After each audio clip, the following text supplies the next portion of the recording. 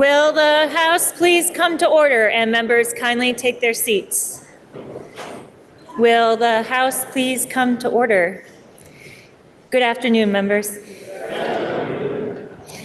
In lieu of a devotional today, will you please join me in a moment of silence?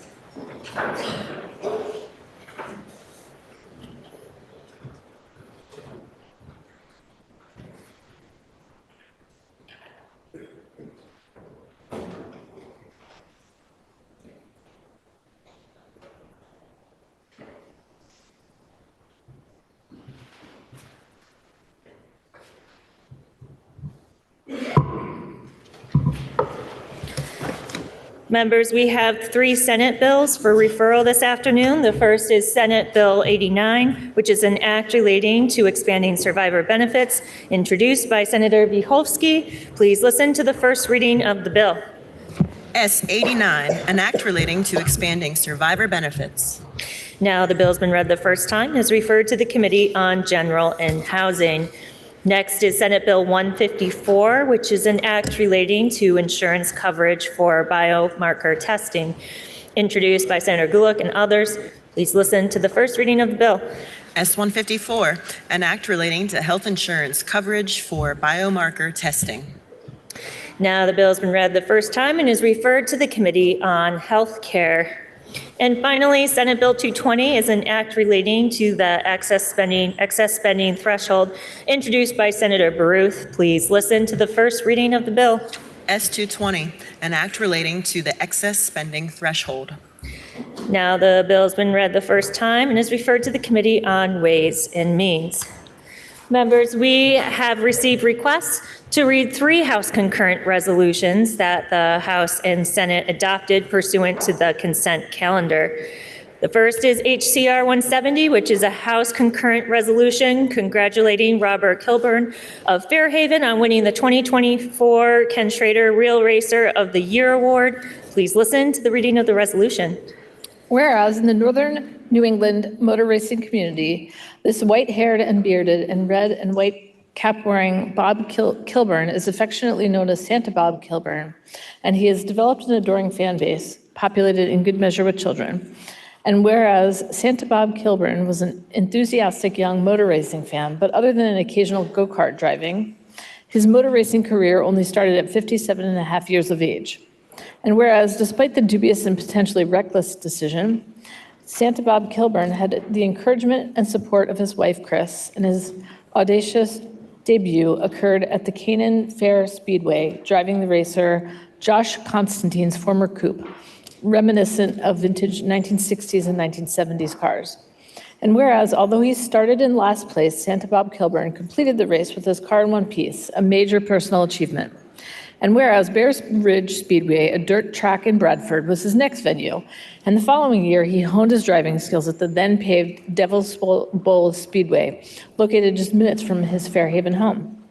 And whereas the next year, his perseverance in Devil's Bowl resulted in Rookie of the Year honors, and his fellow drivers saluted him with their Peer Selected Sportsmanship Award. And whereas on August 25th, 2018, on a return visit to Bear Ridge Speedway, the then 62-year-old Santa Bob Kilburn realized his dream of clinching a race victory.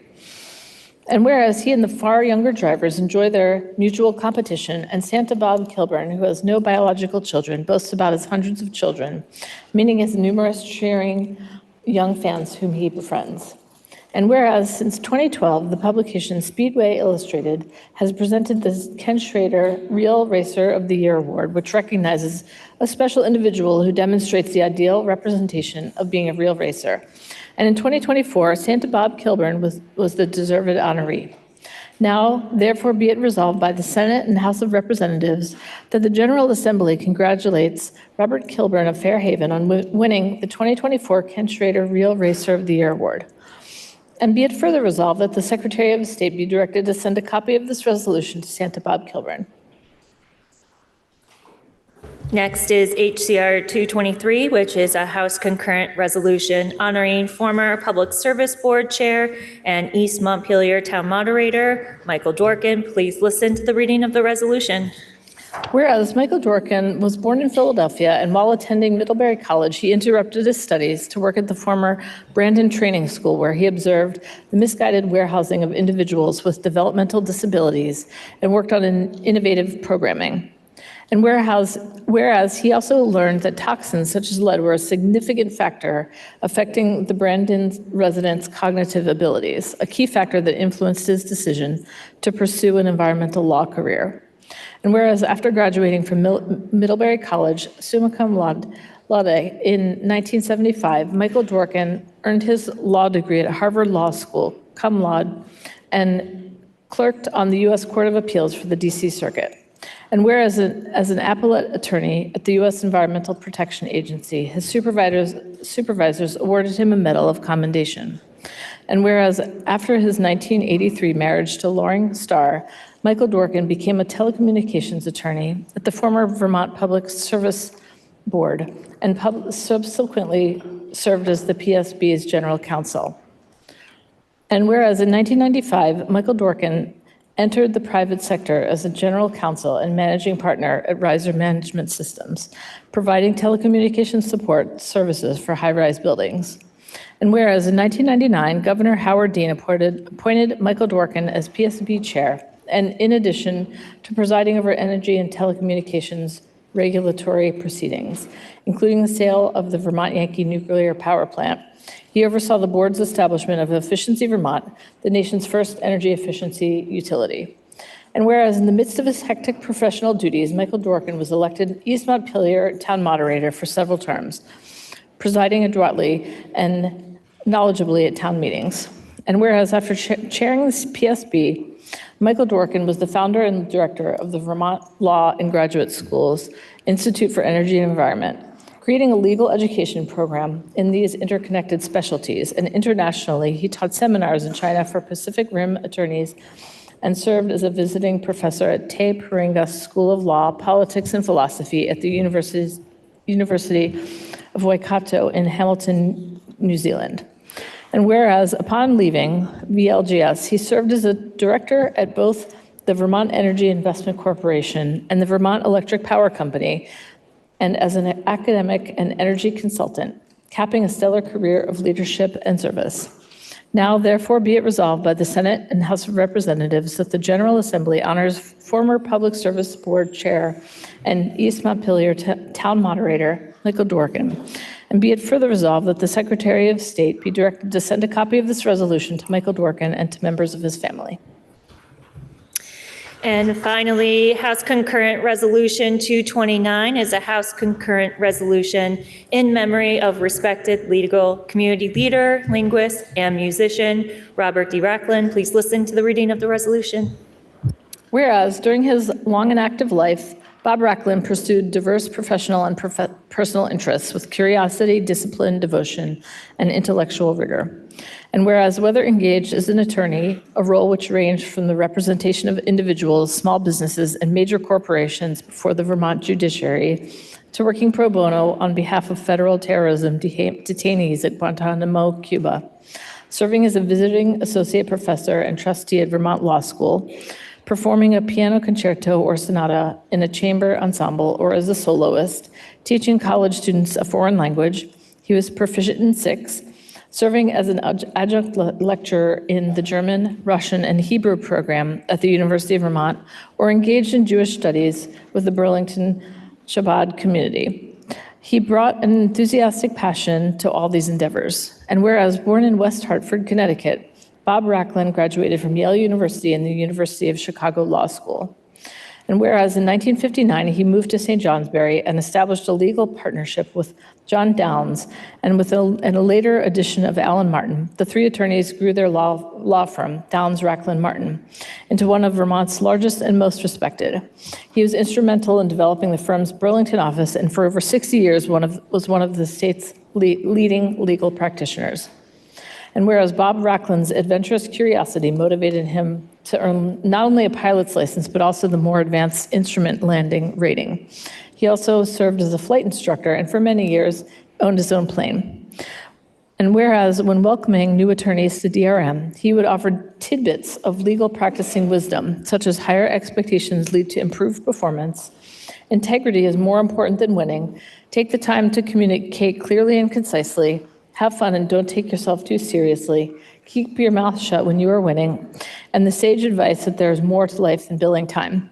And whereas on his death at 89 years of age on December 27th, 2025, Bob Racklin left an enduring legacy, and his survivors include his wife of 45 years, Catherine, his children, grandchildren, and great-grandchildren, and many friends and colleagues will fondly miss him. Now, therefore, be it resolved by the Senate and House of Representatives that the General Assembly extends its sincere condolences to the family of Robert T. Racklin, and be it further resolved that the Secretary of State be directed to send a copy of this resolution to the family of Bob Racklin and to DRM. Are there any announcements? Member from Fairhaven. Thank you, Madam Speaker.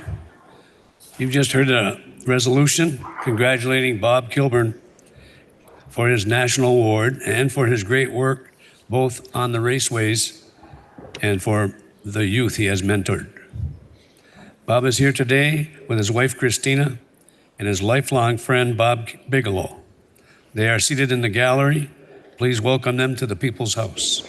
Will the guest of the member from Fairhaven please rise and be recognized?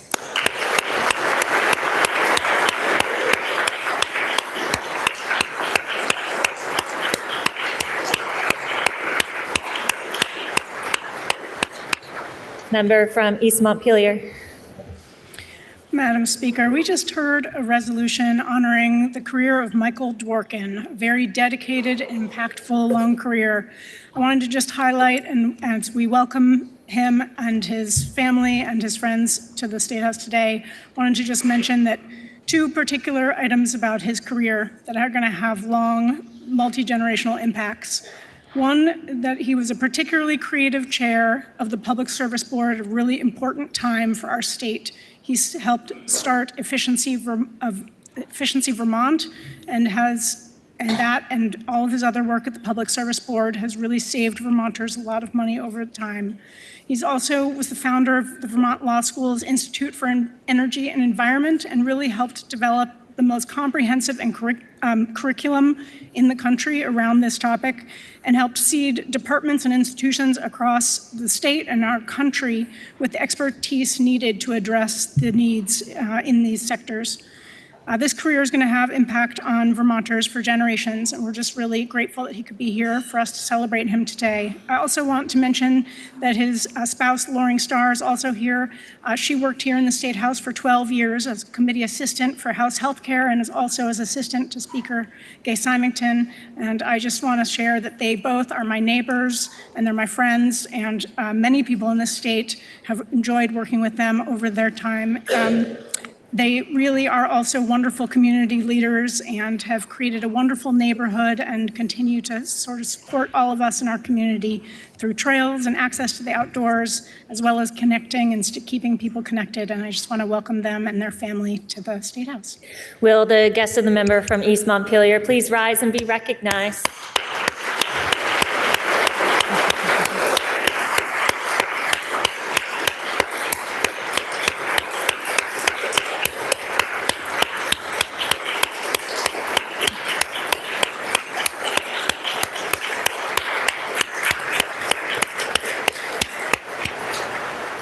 Member from Essex.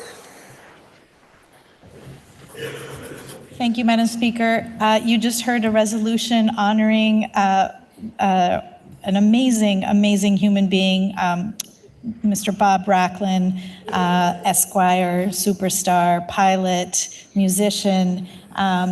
This was somebody when I moved to Vermont, my husband, Will, started working at Downs Racklin. I would walk by Bob's office and just peek in and just be amazed at all of the artwork, awards, and books piled high on every horizontal surface.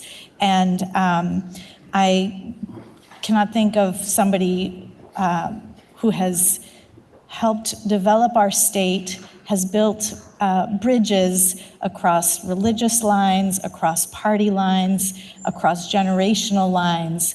And it would be my great honor if we could please help me welcome, and I will list just a few of the crucial people that made it here today.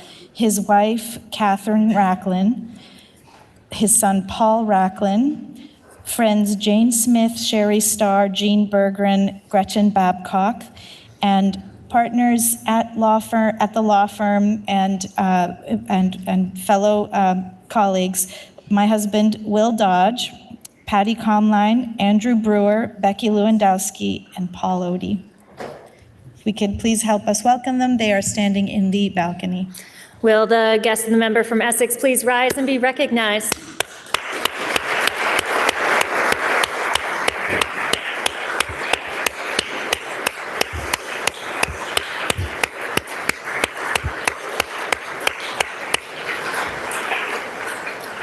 Member from Brownington.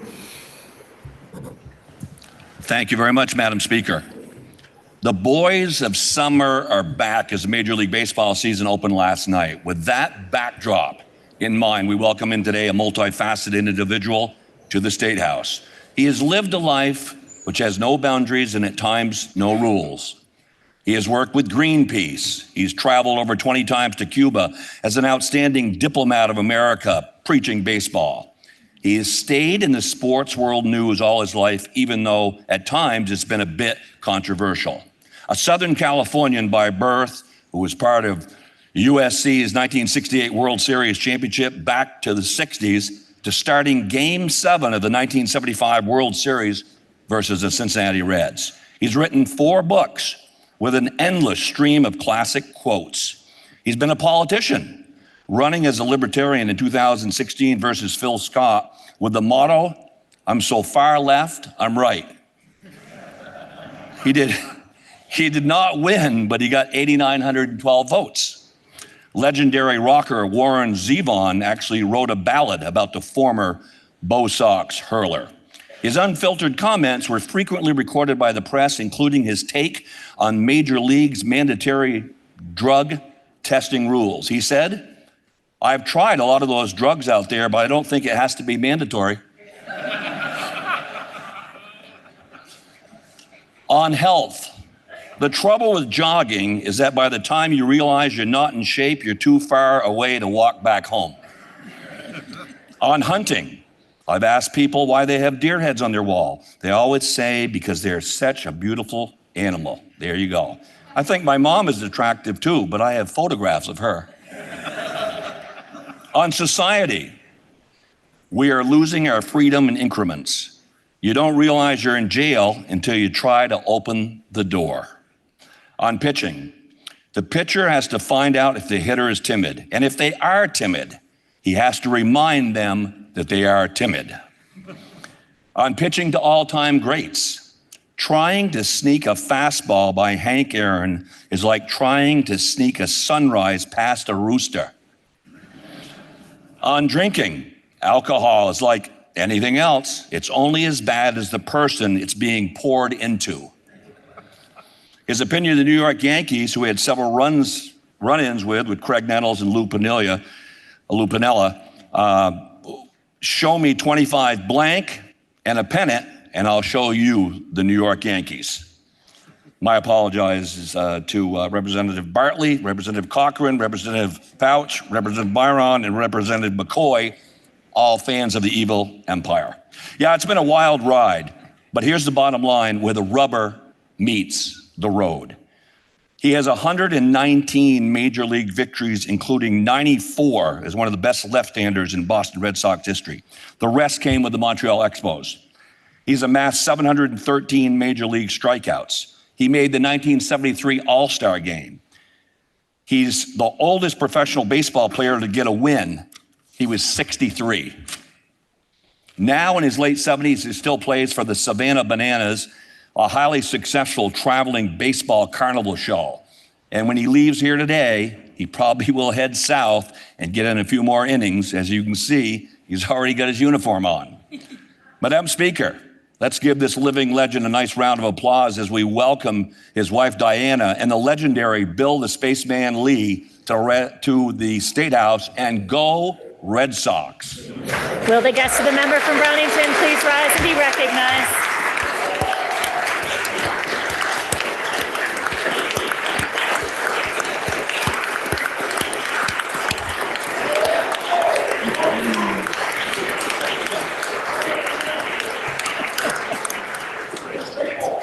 All right, will the House please come to order? Will the House please come to order? Member from Burlington, the floor is yours. Madam Speaker, I represent a district in the south part of Burlington. However, my family home is in southern Vermont in the metropolis of Wardsboro, which is ably represented by the member from Dover. And because I sit about 24 inches from her in committee, I am able to see just how she represents my neighbors in Wardsboro, which is the way she does everything, energetically and passionately. She knows a great deal about energy. She co-chairs the Rural Caucus. She works for us all year round as a member of the Joint Committee on Technology Oversight. And she's also a very talented baker, which our committee benefits from sometimes on Tuesdays after the weekend. And today is her birthday. Will you please join me in wishing the member from Dover a very happy birthday? Happy birthday, member.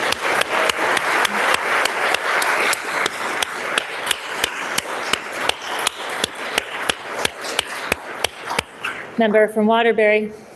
Thank you, Madam Speaker. I'm not sure I can follow up on the representative who spoke about the famous pitcher, Bill Lee, but just as famous here in the House, we're lucky to have a former representative and chair of the House Human Services Committee, former Representative Ann Pugh, who represented South Burlington. So please welcome her, and she's sitting in the balcony. Will the former member please rise and be recognized?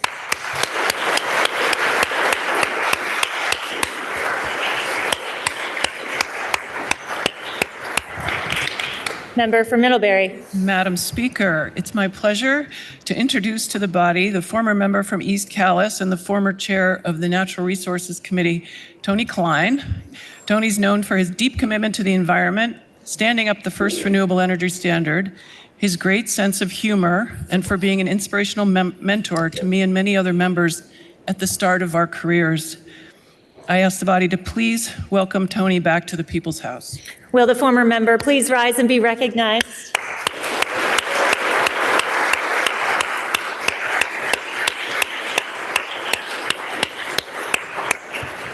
Member from Stowe. Madam Speaker, I'd like to introduce a guest who's actually one of the kindest and most loyal daughters to the member from Dover, who came to the State House to help her mother celebrate her birthday lunch. So please join me in welcoming Stevie Paquette. She's an aspiring social worker, lives in Colchester, and a kind, amazing human being. Thank you, Madam Speaker. Will the guest of the member from Stowe please rise and be recognized?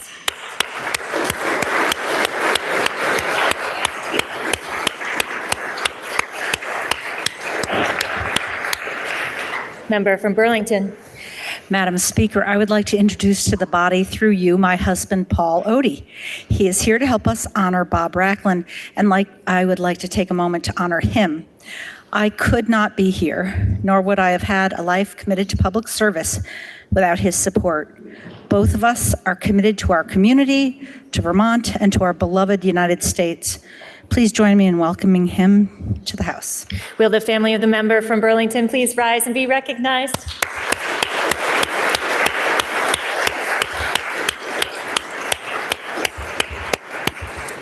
Member from Waterbury. Thank you, Madam Speaker. I'd like to take a brief moment to honor a dear friend and trusted colleague, Representative Topper McFawn. I only met Topper when I joined this legislative family 11 years ago, but he's one of those people who you feel you've known a lifetime. We've shared many laughs, triumphs, and a few tears. Topper is a fixture in our legislative family, but his service to Vermont started long before he was elected to the legislature.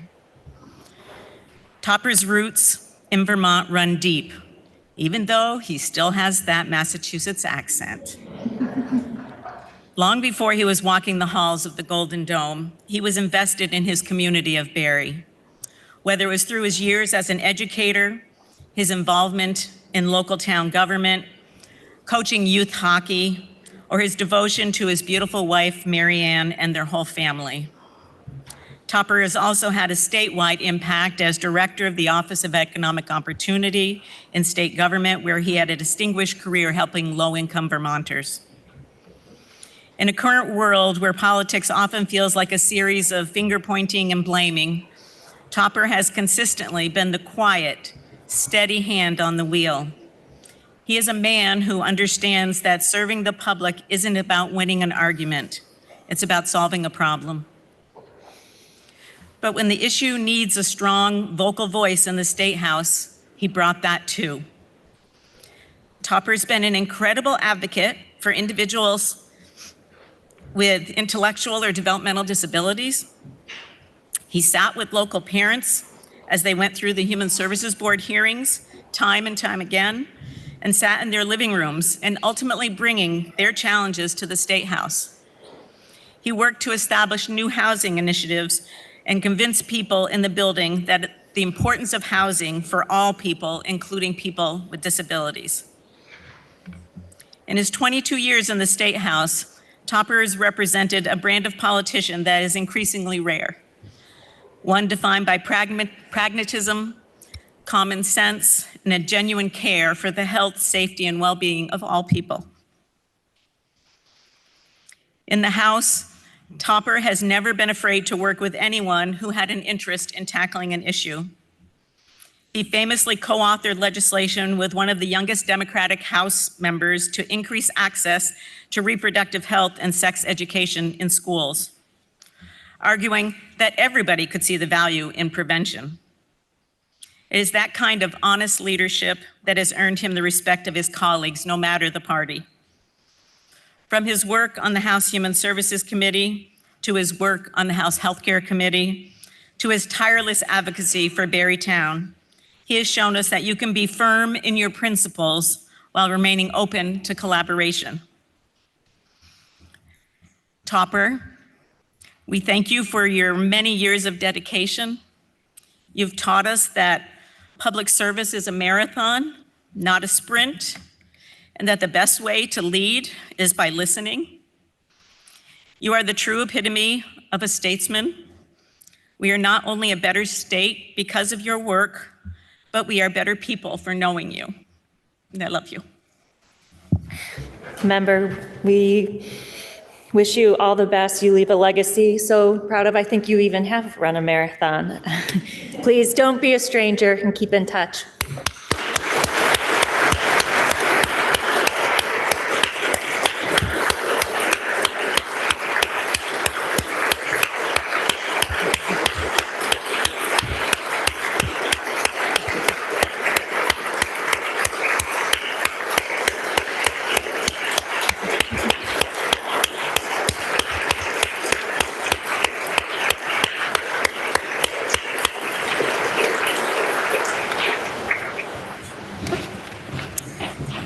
Member from Rutland City. Thank you, Madam Speaker. If I may add one little comment to Representative Wood's kind words about Topper. From one Topper to another, I wish you all the best. We love you. Are there any further announcements? Seeing none. Orders of the day. Members, I have an update for you on bill order. We are going to start our action calendar with the budget, House Bill 951. And then the next bill on our agenda is 941. We're going to be bumping that to the end of the calendar. As I hear back from chairs and reporters of the bills, I will keep you posted on the next bills in the order. But like I said, we are starting with the budget and bumping 941. So with that, we begin with House Bill 951, which is an act relating to making appropriation for the support of the government. The bill was introduced by the Committee on Appropriations. The member from Middlebury, Representative Schy, will speak for the committee. And affecting the revenue of the state, the bill was referred to the Committee on Ways and Means, which recommends that the bill ought to pass. The member from Brattleboro, Representative Kornheiser, will speak for that committee. Please listen to the second reading of the bill. H 955, an act relating to making appropriations for the support of the government. Member from Middlebury. Point of inquiry, Madam Speaker. There you are. Member from Fairfax. I'm just looking for some clarification, and I guess I'm a little confused how we could possibly pass a budget without also passing the miscellaneous tax bill, which provides the revenue for the budget, also with the capital bill and the T-bill coming after. I just would love some clarification on that. Will the member please approach the podium? The House will stand at ease.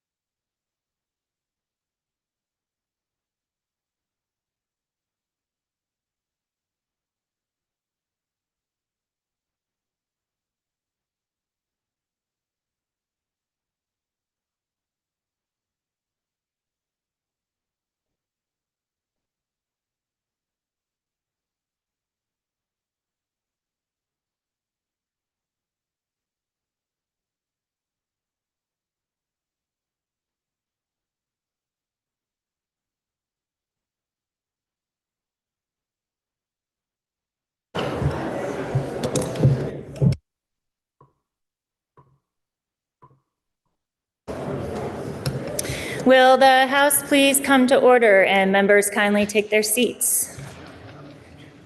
Will the House please come to order? Members, after consulting with staff and the clerk, we can take the budget up first without any issues with the other bill, but I thank the member for ensuring that the order is okay. Thank you, member. Thank you, Madam Speaker. Member from Middlebury.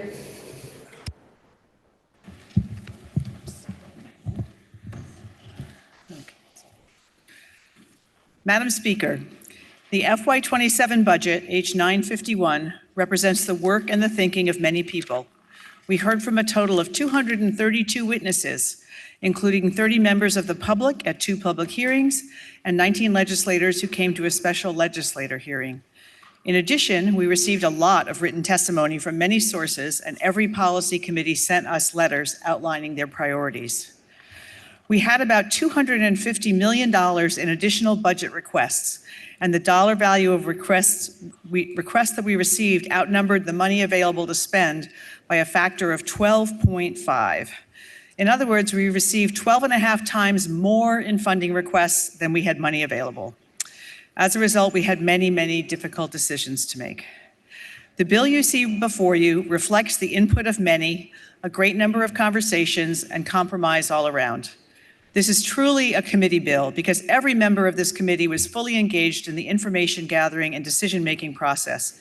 We worked hard to address key priorities such as housing of all kinds, our struggling healthcare system, taking care of the elderly and other vulnerable groups, all while attending to the many various needs of all Vermonters and Vermont businesses.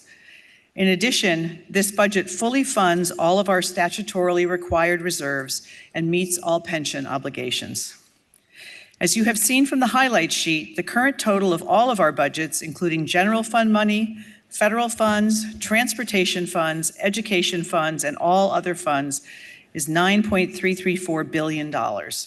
This is a 1.6% increase, or $146 million over the FY26 budget as passed with the budget adjustment. For comparison, in FY26, there was a 3.7% increase versus 1.6 this year, and $322 million in additional funds.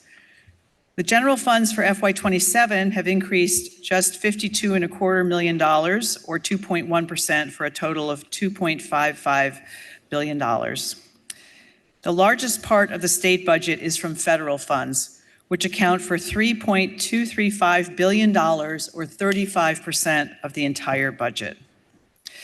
Now on to the budget itself. The bill is divided into sections A through F, although we add an additional section in our amendment for the Pay Act.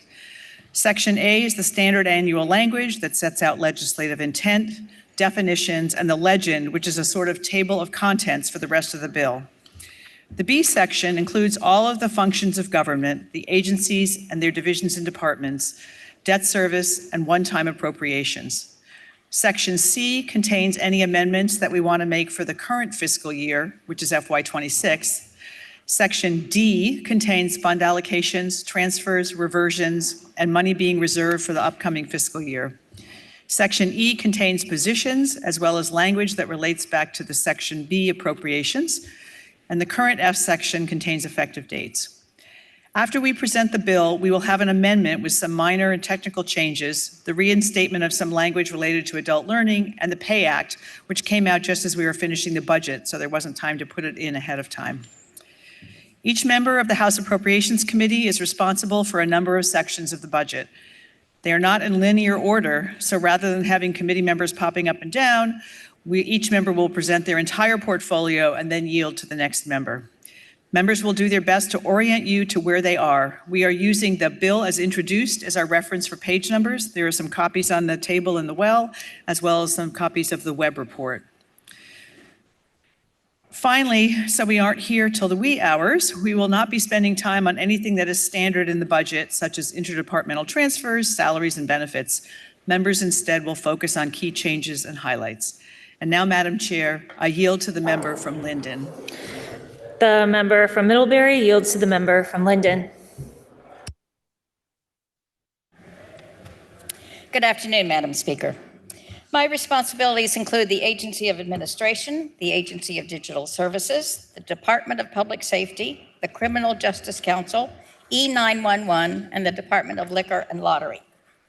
The Agency of Administration appears at the very beginning of our budget, which is appropriate since they are the underpinnings of our central government services.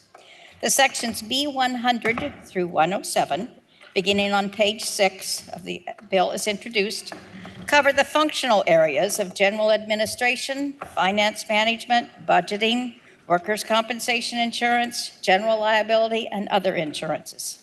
The Secretary's office also oversees other functions of general interest. In all of these areas, the committee has agreed with the governor's request. However, there are a few areas of general administration that deserve special mention. All are included in the B1100 section of one-time appropriations from the general fund.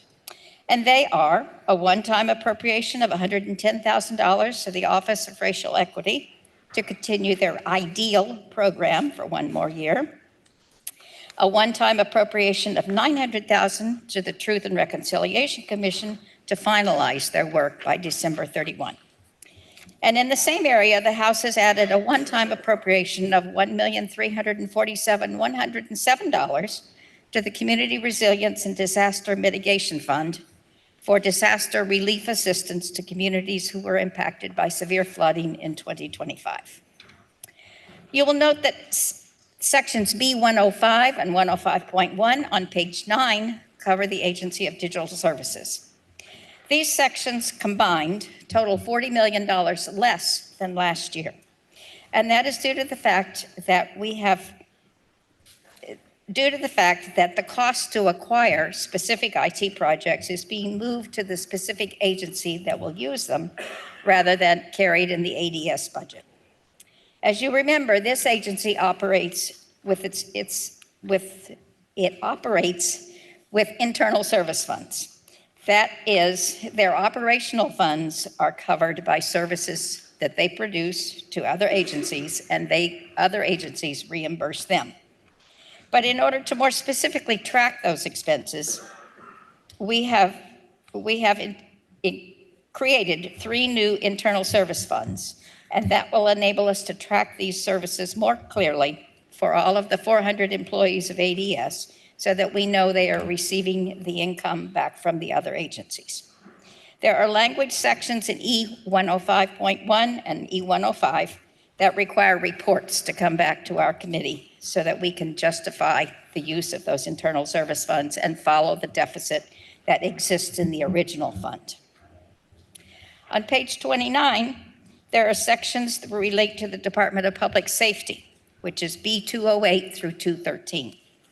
These are administration, the Vermont State Police, criminal justice services, emergency management, fire safety, forensics lab, and also tucked into these is the Division of Animal Welfare and the Division of Radio Technology Services. In all of these areas, there are nominal changes from the FY26, and the committee agrees with the governor's recommendations.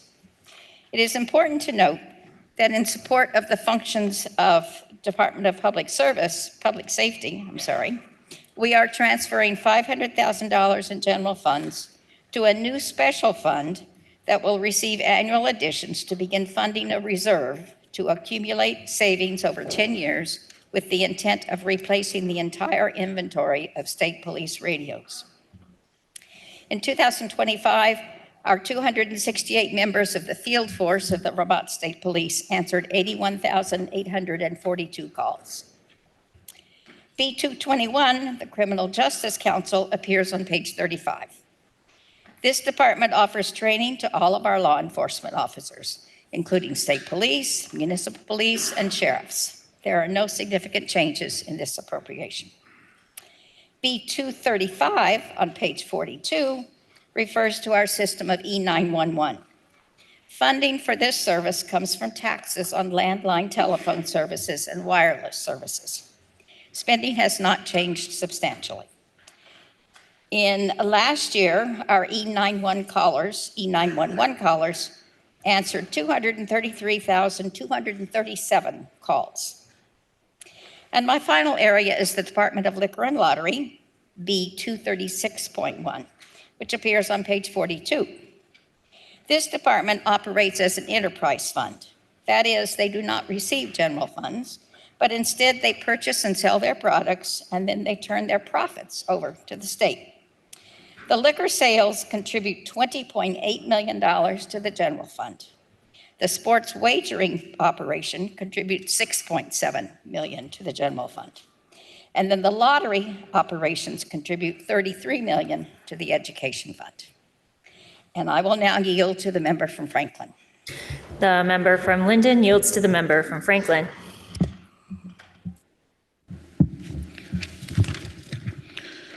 Madam Speaker, I'll begin by covering B112 through B122, beginning on page 13 of the bill. This is the Department of Buildings and General Services budget, which includes the increases for salary, benefits, and operating expenses that was recommended by the governor's budget. Moving to page 32, find B215 through B219. This is the military budget, including administration, air service, Army, building maintenance, and Veterans Affairs. Again, there are no changes from the governor's recommended budget. Moving to page 63, find B342. This is the Vermont Veterans Home budget.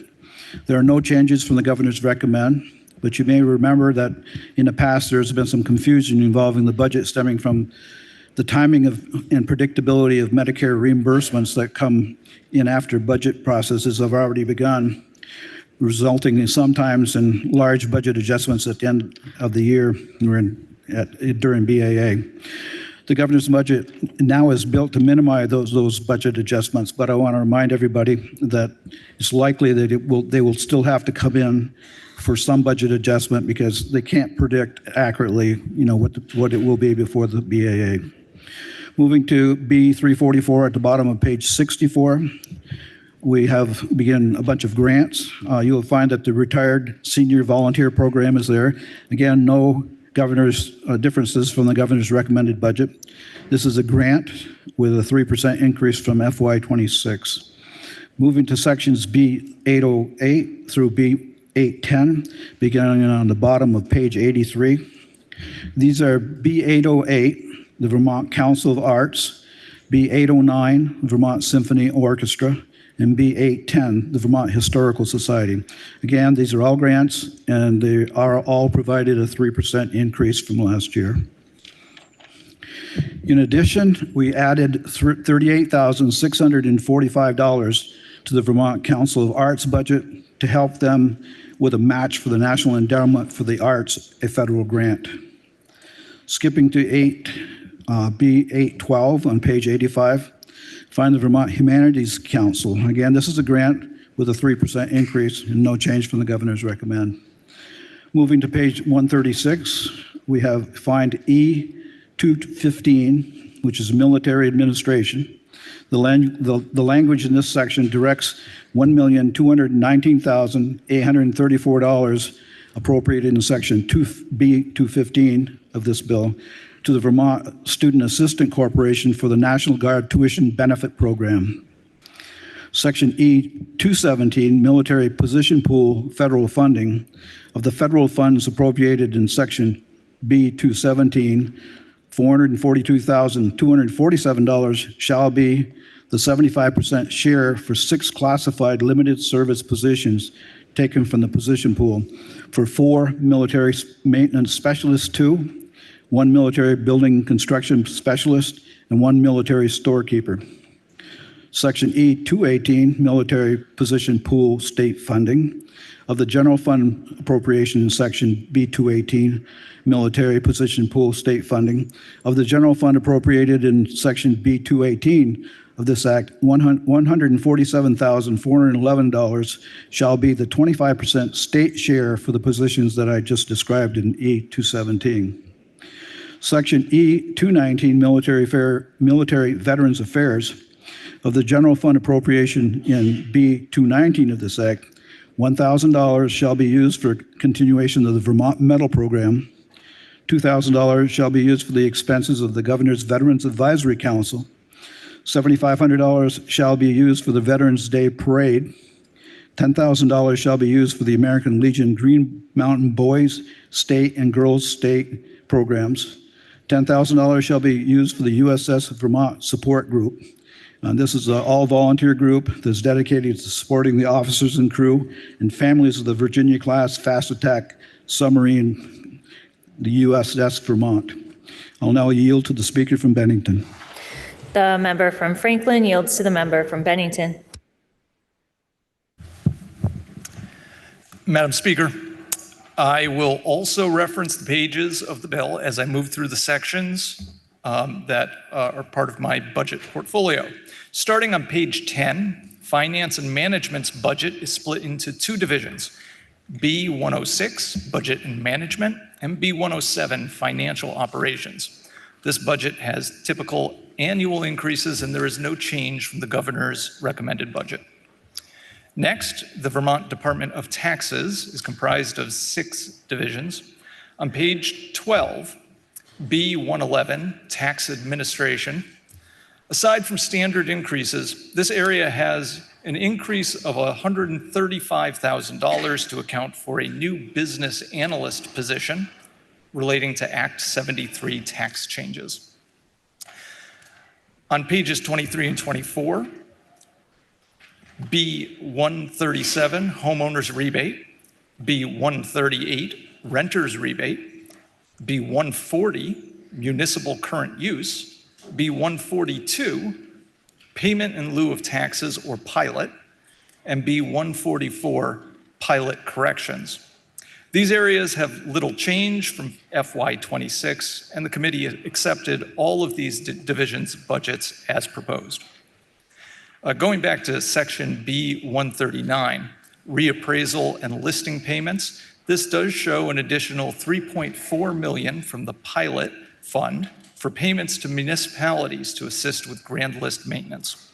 This was in the governor's recommended budget and supported by the committee, and you may recall that this same use was added to the FY26 BAA.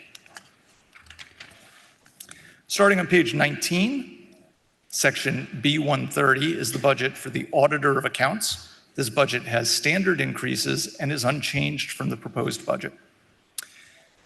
On page 22, the budget for the State Labor Relations Board can be found in section B135. In addition to standard pay and cost increases, Appropriations has added an additional $130,000 for the creation of a new mediator position. This position is needed because of the elimination of federal mediators who had previously been providing this service. Section B136 on page 22 is the budget for the VOSHA Review Board. This has standard increases and was accepted as proposed. You can find the budget for the Department of Financial Regulation on pages 38 through 40, and it broken into 5 divisions. B226, Financial Regulation Administration, B227, Banking, B228, Insurance, B229, Captive Insurance, and B230, Securities. Of these, all of these divisions have standard increases, and the committee accepted all proposed budgets. Next, section B240 on page 43 is the Cannabis Control Board. This budget increases by 9.4%, primarily due to additional costs related to their new lab. This is unchanged from the governor's proposed budget. Moving to page 66, sections B400 and B401 is the Department of Labor. This budget is down $6 million from FY26 due to the expiration of the federally funded retain program. This expiration had been expected and does not represent a new federal cut. The committee accepted this budget as proposed. Moving to B1100, on page 103, there's a one-time appropriation of $200,000 from the general fund to the Department of Labor for a grant to Advance Vermont. Moving to transfers in section D. Section D100, starting on page 110, relates to the allocation of the property transfer tax. The following transfers occur each year.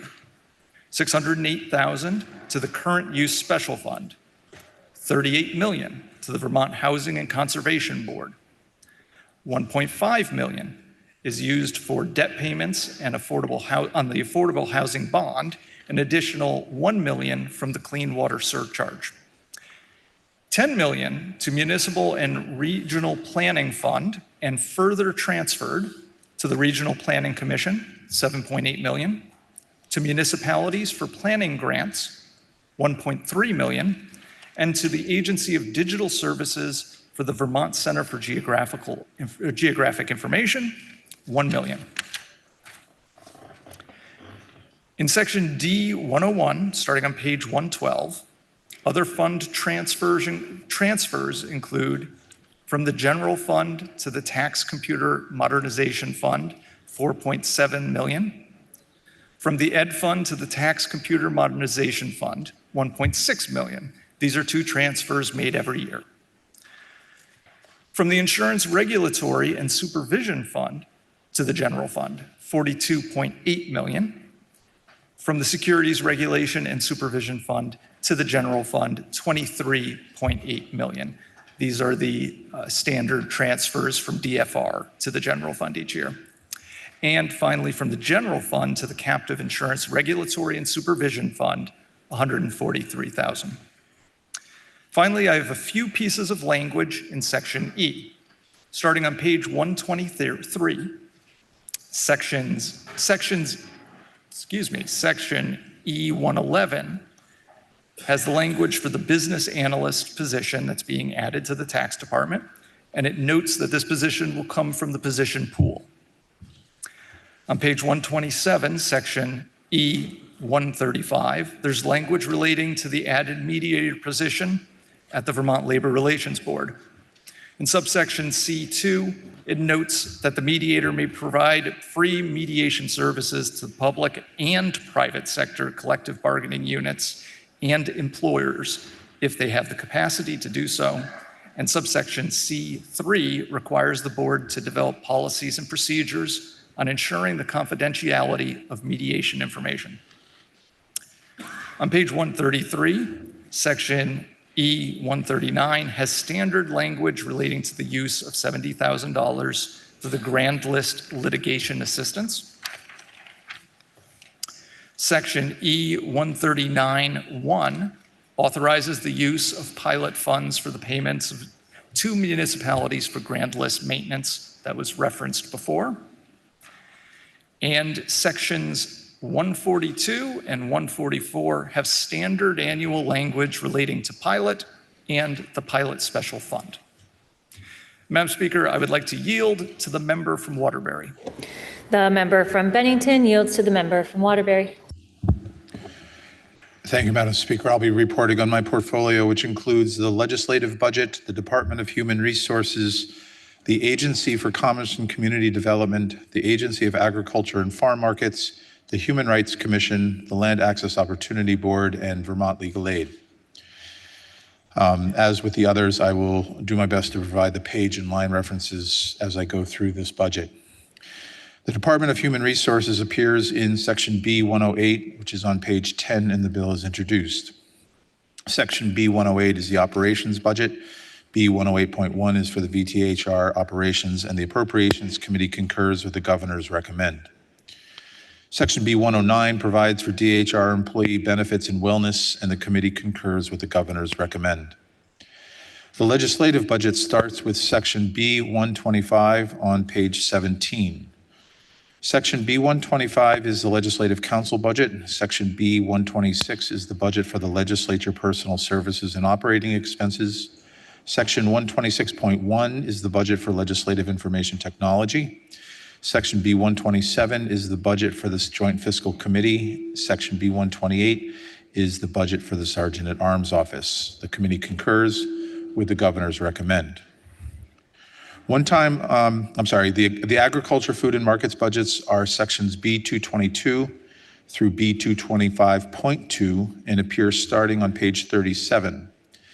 B222 is the administrative budget. B223 is the food safety and consumer protection budget. B224 is the agricultural development budget. B225 is the agricultural resource management and environmental stewardship budget. B225.1 is the budget for the Agriculture and Environmental Lab, and B225.2 is the Clean Water budget. We concurred with the governor's recommend in all of those sections.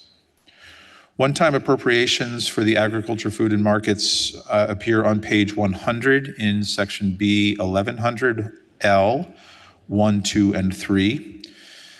Section B 1100L1 is a $500,000 appropriation to the Northeast Organic Farming Association of Vermont for their Crop Cash Plus, and Farm Share programs. These programs help Vermonters buy food at farmers markets that they may not otherwise be able to afford. They are successful programs that will be fully subscribed. Section 2 is $300,000 in grants to Vermont's 14 natural resource conservation districts to help communities navigate the at times complex applications for grant resources.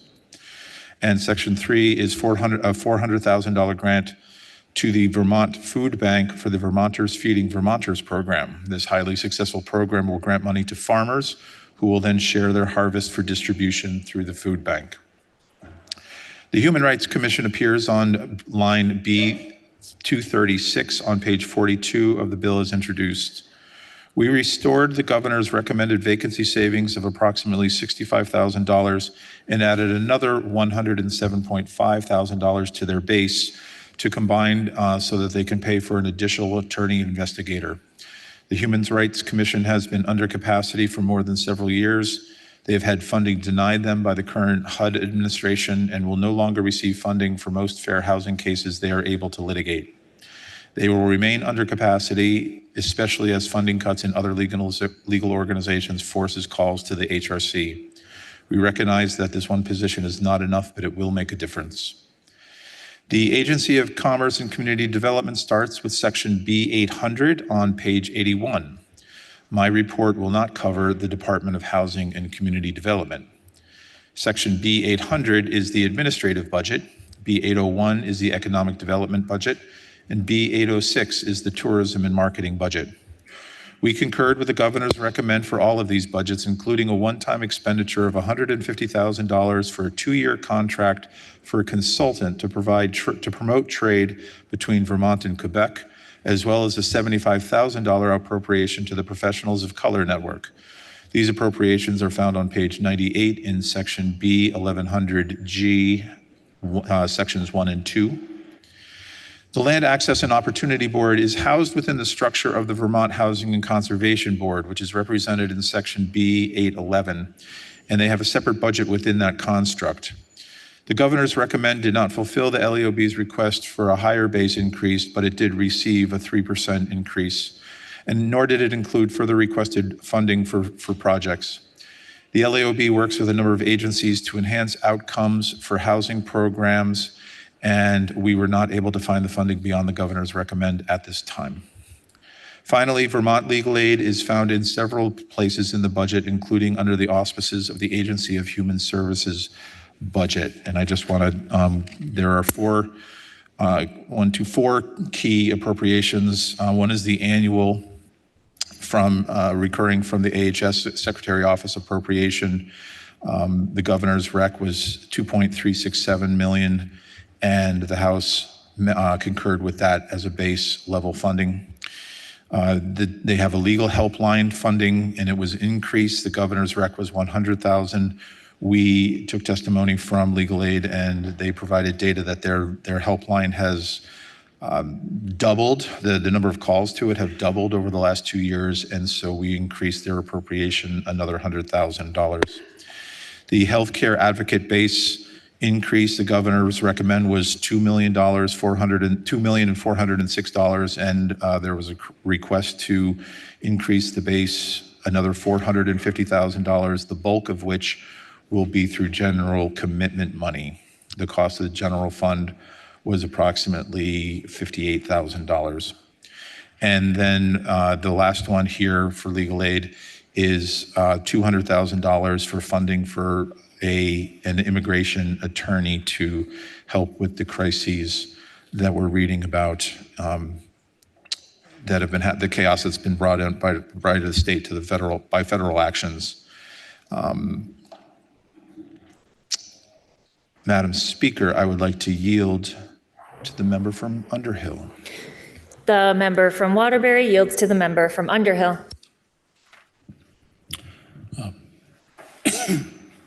Thank you, Madam Speaker. I will be reporting on the criminal justice system areas, Agency of Natural Resources, and the Land Use Review Board. I'll be referencing the B numbers in the web report and bill, and page numbers of the bill as appropriate for other sections. B200, Attorney General's Office. We converted a home improvement specialist from limited service position to permanent classified. We also added $85,000 to the base for that position. The position changes in E100, page 118. Court diversion B201. We converted a limited service position to permanent classified for Assistant Director Court Diversion and Pretrial Services, and that's found in E100 and page 118. B202, Defender General Public Defense. We had a base increase of $350,000 for contracts, case rate administration, and in-house training. B203, Defender General Assigned Counsel. We agree with the governor's recommend. In B204, Judiciary, we have a base increase of $250,000 for additional court security. And we also have the conversion of 26 limited service positions to permanent classified. These positions were established in FY24 to help in part to address the court backlog, and these positions continue to be needed for the foreseeable future. This can also be found in E100, page 119. B205, State's Attorneys. Restored vacancy savings and supported deputy state's attorneys in the amount of $330,000, $392. B206, Special Investigative Unit. We agree with the governor's recommend. In B206.1, Crime Victims Advocates. Restored vacancy savings in support of the victims' advocates in the amount of $147,470. And B207, Sheriffs. Restored vacancy savings in support of transport deputies in the amount of $139,235. B220, Center for Crime Victim Services. We have $350,000 in one-time transfer of funds to backfill the Sexual Violence, Domestic Violence Special Fund. You can find that transfer on page 113. $100,000 in base was also added to augment grant administration. B335, Corrections Administration. We agree with the governor's recommend. In B336, Corrections Parole Board, there's a $75,000 appropriation to DOC to hire external legal counsel to support the Parole Board Legal Counsel Pilot Project, which was referenced in House Bill 559. B337, Correctional Education, we agree with the governor's recommend. And B338, Correctional Services, there was $650,000 appropriated in FY26 for the pretrial supervision program and $850,000 in the FY27 governor's recommend, and it's being reverted and reduced respectively. The program has had an unsuccessful implementation, and the funds are being reappropriated to other areas of need. We did retain $660,000 of base funding and a carryover of $200,000 one-time funds to either continue a pilot of this program or potentially use the resources for the accountability court's docket activities. B338.1, Corrections Justice Reinvestment 2, B339, out-of-state beds, B340, Correctional Facilities Recreation, B341, Vermont Offender Work Program. We agree with the governor's recommend.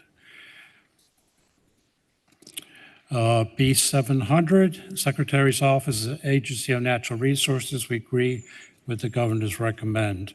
B701, State Land Local Property Tax Assessment. Agree with the governor's recommend. B702, Fish and Wildlife. The elimination of a proposed RIF, a reduction in force of $65,997. It was due to a higher than expected funds from the Dingle Johnson Fund after the budgets were put together. We also backfilled an access fee revenue of $50,000. It was in the governor's recommend, but not authorized in House Bill 933. B703, Forest Parks and Recreation Administration, and B704 Forestry, B705 State Parks, B706 Lands Administration and Recreation, B708 Forest and Parks Access Roads. Agree with the governor's recommend. B709 Management and Support Services, and B710 Air and Waste Management and Department of Environmental Conservation agree with the governor's recommend. And 711 Environmental Conservation Office of Water Programs, $300,000 is appropriated for 2 additional positions. Environmental engineers in support of activities related to Act 121 of 2024, the Flood Safety Act, and that can be found on page 177, and which is E700.3. Also, $375,000 in a one-time appropriation in support of H788, which is the dam safety bill, $250,000 to the Vermont Emergency Management, and $125,000 to the Department of Public Safety in support of an emergency operations plan pilot project, as again referenced in H788. Thank you, and I now yield to the member from St. Albans Town. The member from Underhill yields to the member from St. Albans Town. Thank you, Madam Speaker. I will be reporting on the following sections of the bill: libraries, Governor's Office, Lieutenant Governor's Office, Treasurer's Office, the Vermont Pension Investment Commissioner, VPIC, the Office of the Secretary of Human Services, the Human Services Secretary's Global Commitment, the Department of Health, the Department of Public Health, and the Green Mountain Care Board. My references for page locations in the bill are from the bill as introduced. In section B 104.1, this is the pensions, page 8, it is for the retired state employees' pension plus funding from the Treasurer's Office. This is the governor's recommend that added $15 million to the retirement fund. This extra pension plus amount will be added each year until 2038 to fully fund the pension. Section B 513, page 71, also shows the retired teacher's pension plus funding. It's the governor's recommend. B 514, page 72, is the state teacher's retirement fund. Again, another governor recommend. B 514.1, page 72, is the state teacher's retirement system administration. This shifts the OPEB investment consulting to VPIC. The OPEB is the basically the healthcare for teachers after retirement. E 514.1 on page 167 to 168 reflects this change in language. B 515, page 72, is the retired teacher's health and medical benefits. It's the governor's recommend. E 515, page 168, is language breaking down the source of the funding. B 110, is for the libraries. That's on page 12, and this is the governor's recommend. We concur.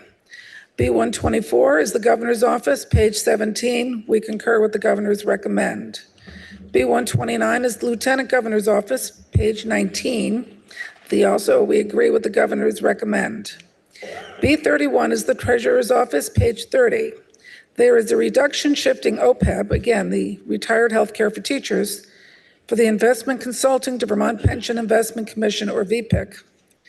Additional budgets for other parts of the treasurer's office are on pages 20 to 21. B 132 is unclaimed property. B 133 is Vermont State Retirement System. B 134 is the Municipal Employees Retirement System. B 134.1 is Vermont Pension Investment Commission. All of these are the governor's recommend. There are several language changes that affect these parts of the treasurer's office. In D101, B1C on page 114, there is a transfer from unclaimed property to general fund. E100, page 117 to 118, there's language for the treasurer for a new position for unclaimed property and language for VPIC. It's a transfer of a position from the treasurer's office for OPEB for the investment consulting expenses. In E131, page 125, there's language for a report from the treasurer on the Higher Education Endowment Trust Fund. In E133 and E134 on page 126, there's language for state and municipal employees retirement system In VPIC Commission, operating budget and source of funds.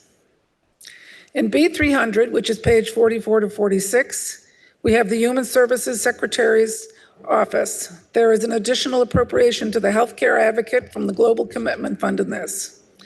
There's also additional budgets for other parts of the Human Services Secretary's Office, page 45 to 46. B303 is the Developmental Disabilities Council. B304 is the Human Services Board. B305 is the AHS Administrative Fund, and all of these are governor's recommend. There are several language changes for the AHS Secretary's Office. In section B, 1100C, 2 and 3 on page 97, there's language for the global commitment for nurturing parents and parent-child centers. In section B, 1100D, 1-2 on page 98, there is language for the additional appropriation of the healthcare advocate. Section B, 1100D, 3 and 4 on page 98, there's language for Meals on Wheels and Dale. For section C100E on page 102, there's language for Human Services Caseload Reserve appropriation through the Secretary's Office. In D101A 5A on page 113, there's a transfer from earned federal receipts to the general fund. B301, which is page 44 to 45. This is the Agency of Human Services Secretary's Office Global Commitment. This is the area of the budget known as the mixing bowl. It is the part of the Secretary's Office that administers the global commitment grants for Medicaid. It operates under a federal waiver that allows the state flexibility in allocating Medicaid dollars. The Appropriations Committee increased the total grants by $8,736,293. This includes both general and global commitment dollars. The list of grants is on the web report, which is available on the JFO website. This includes annualization of both the Area Agency of Aging and for Tier 1 enhanced residential care included in the Budget Adjustment Act for fiscal year 26.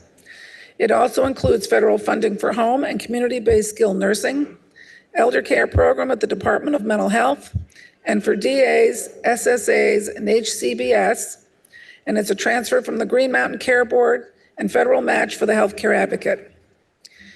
In E301, E301.2, E301.3 on pages 140 to 143, all of these sections have language for the global commitment with more specifics on funds and transfers for Agency of Human Services and the extension of the global commitment waiver.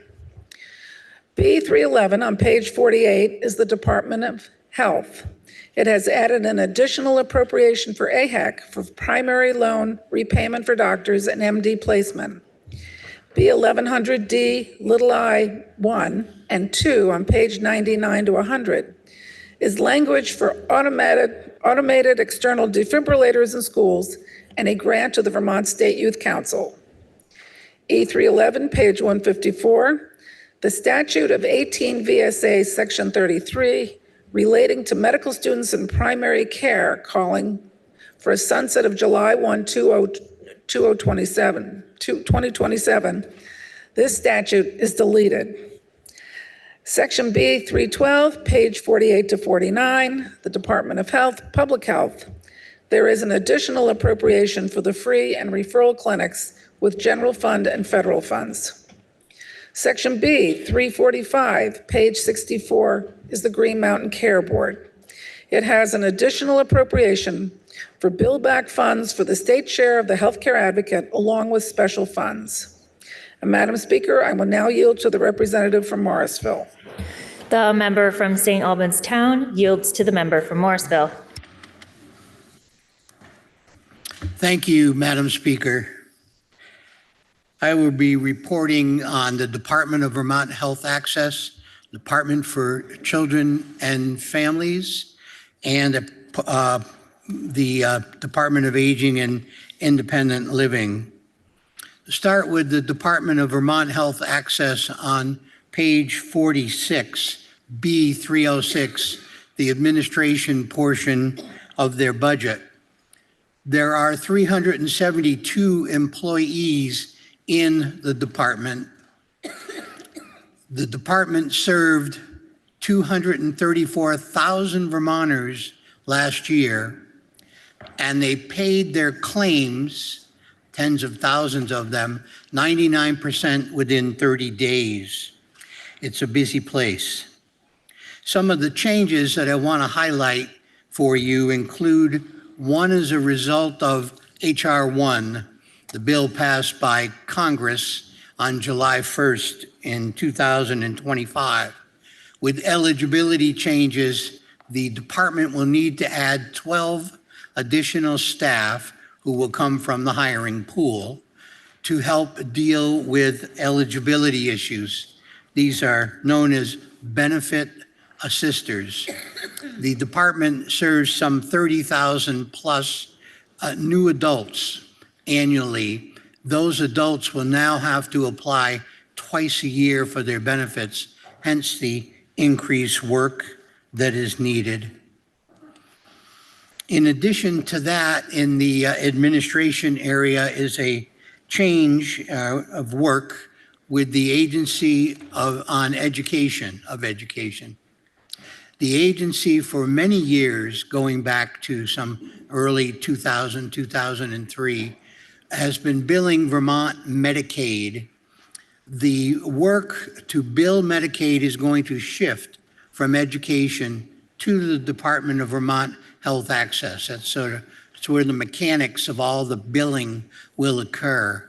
There will be some employees, 4 I believe, who will remain with the Agency of Education to assist the schools and the districts with how to reinvest some of the Medicaid funds, some $17 million, into schools for intervention and prevention. The next item in DEVA, or the Department of Vermont Health Access, B307, under global commitment, there's some increased spending there, small but very important, small relatively I should say, for what we call ACCS, Assisted Community Care Services, of a little more than $200,000. Assisted community care services serve people who are not quite frail enough to be in a nursing home, but too frail to really remain at home. They play a very important function. This service has been going on since the mid-1990s. Next is Section B309, what we call state-only funding services. There's $500,000 that will be appropriated for Bridges to Health. This is an important service for Vermonters who are not eligible for Medicaid but need the service. Comes through our extensions, has come through our extension services. And finally, in DEVA, the Department of Vermont Health Access, Section 310, this is a waiver service that's allowed for Medicaid match. It's $250,000, as soon as I can see it, for AHEC services, in addition to what the member from St. Albans Town just covered. In the department, moving on to the Department for Children and Families, Section B316, and this one can be found on page 51 for those who might want to follow, is funding for what many of us know as 211, some $220,000. 211 is fast becoming, has been part of our social safety net that so many people rely on for communications in a myriad of different ways, from housing to child care and much more. This is funding to help them keep the lights on, keep it staffed, and keep functioning. Moving on to the Department of Aging and Independent Living, on page 57, Section B, 329.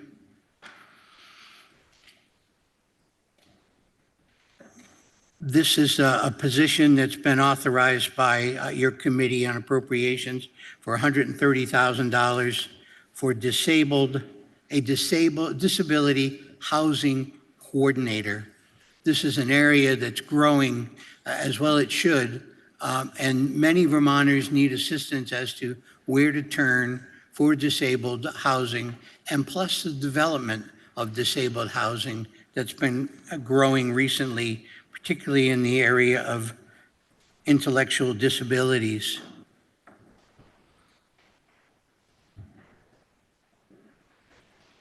The next area is $130,000. And this, Madam Speaker, if the members are to remember anything I say today, I hope it's this. It was Helen Keller who said, "Kindness is the language the blind can see and the deaf can hear." When our committee learned of a federal funding for the deaf-blind population, they're not deaf or blind, they're deaf and blind.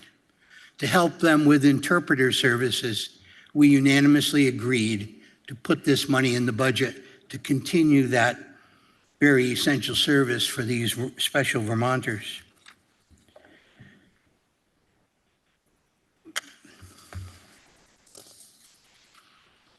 I'm going to cover briefly, Madam Speaker, some one-time funding.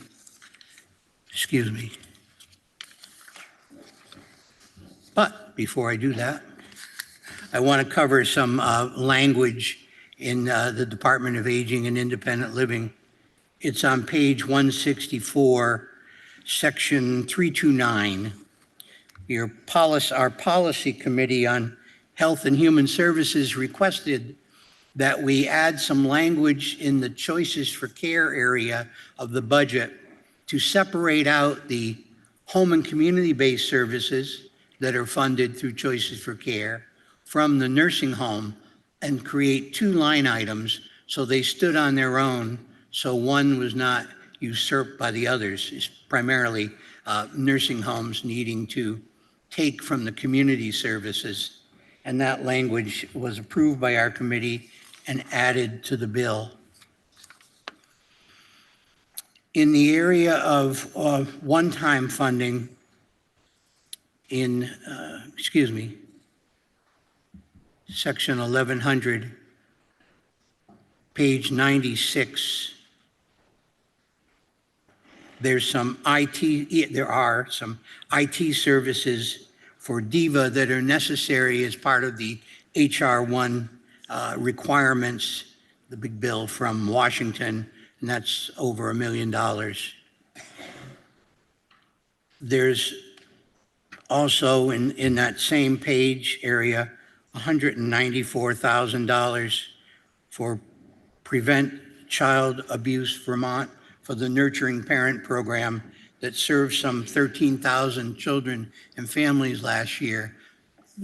We decided this program was scheduled to be eliminated, given that the Department for Children and Families recommends that many of the families who are at high risk, unfortunately, of abuse or neglect can use the additional services through Prevent Child Abuse Vermont with much success.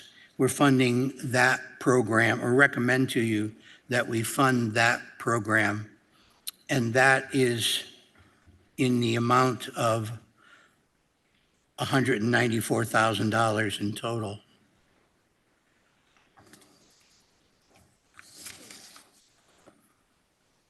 And finally, Madam Speaker, there's the campaign, $200,000 recommended for the Vermont campaign to end homelessness. And additionally, in that same section, $130,000 for supervised visitation of children with their families with the hope that they can be reintegrated. But they need a lot of coaching and observation before that can happen. Thank you, Madam Speaker. At this point, I will yield to the member from Burlington. The member from Morristown yields to the member from Burlington. Madam Speaker, my budget sections include substance use programs, mental health, portions of the DCF budget, and housing. I begin with B313, the budget line for substance use programs within the Department of Health, on page 49 of the bill. Our committee accepted the governor's recommended budget, but added $102,000 in global commitment in line with its share of increases in payments to DAs and SSAs, designated agencies and special service organizations. The budget includes 2 language sections related to the division of substance use programs. The first, section E312 on page 154, is standard language authorizing the annual distribution of special and general funding for AIDS, HIV, and harm reduction services. General funds appropriated for these purposes total $740,000. Second language section, section E313 on page 156, directs the Department of Health to review all past appropriations from the Opioid Abatement Special Fund and make recommendations concerning which grants would be most appropriate to that fund and which could be supported through the Substance Misuse Prevention Fund. This language mirrors language in H660, which the House has already passed. Turning to the Department of Mental Health, whose budgets B314 and 315 can be found on page 50. The governor's budget for the Department of Mental Health included one significant base budget addition, approximately $5 million in global commitment funds to reflect the transition of designated agencies and social service agencies into certified community-based integrated health centers. This transition has been encouraged by the federal government and is rewarded with a higher reimbursement rate, which will narrow the gap between the true cost of services and what Medicaid will pay. We restored several cuts in the governor's budget for programs that both the Human Services and Healthcare Committees consider essential. A base appropriation for community-based mental health services for elderly Vermonters who are homebound, located in the base mental health budget on page 50, and 2 one-time appropriations found on page 100 for community outreach services and for the single-day resource center that is open to unsheltered Vermonters in Chittenden County. The cuts were not only opposed by House policy committees, but in public testimony offered by advocates and legislators, believing them to be critical to the continuum of Vermont's mental health care system. The budget restores these programs with one-time funding. Turning to the Department for Children and Families within the Agency of Human Services, sections B321 to 327, found on pages 53 to 56 of the bill.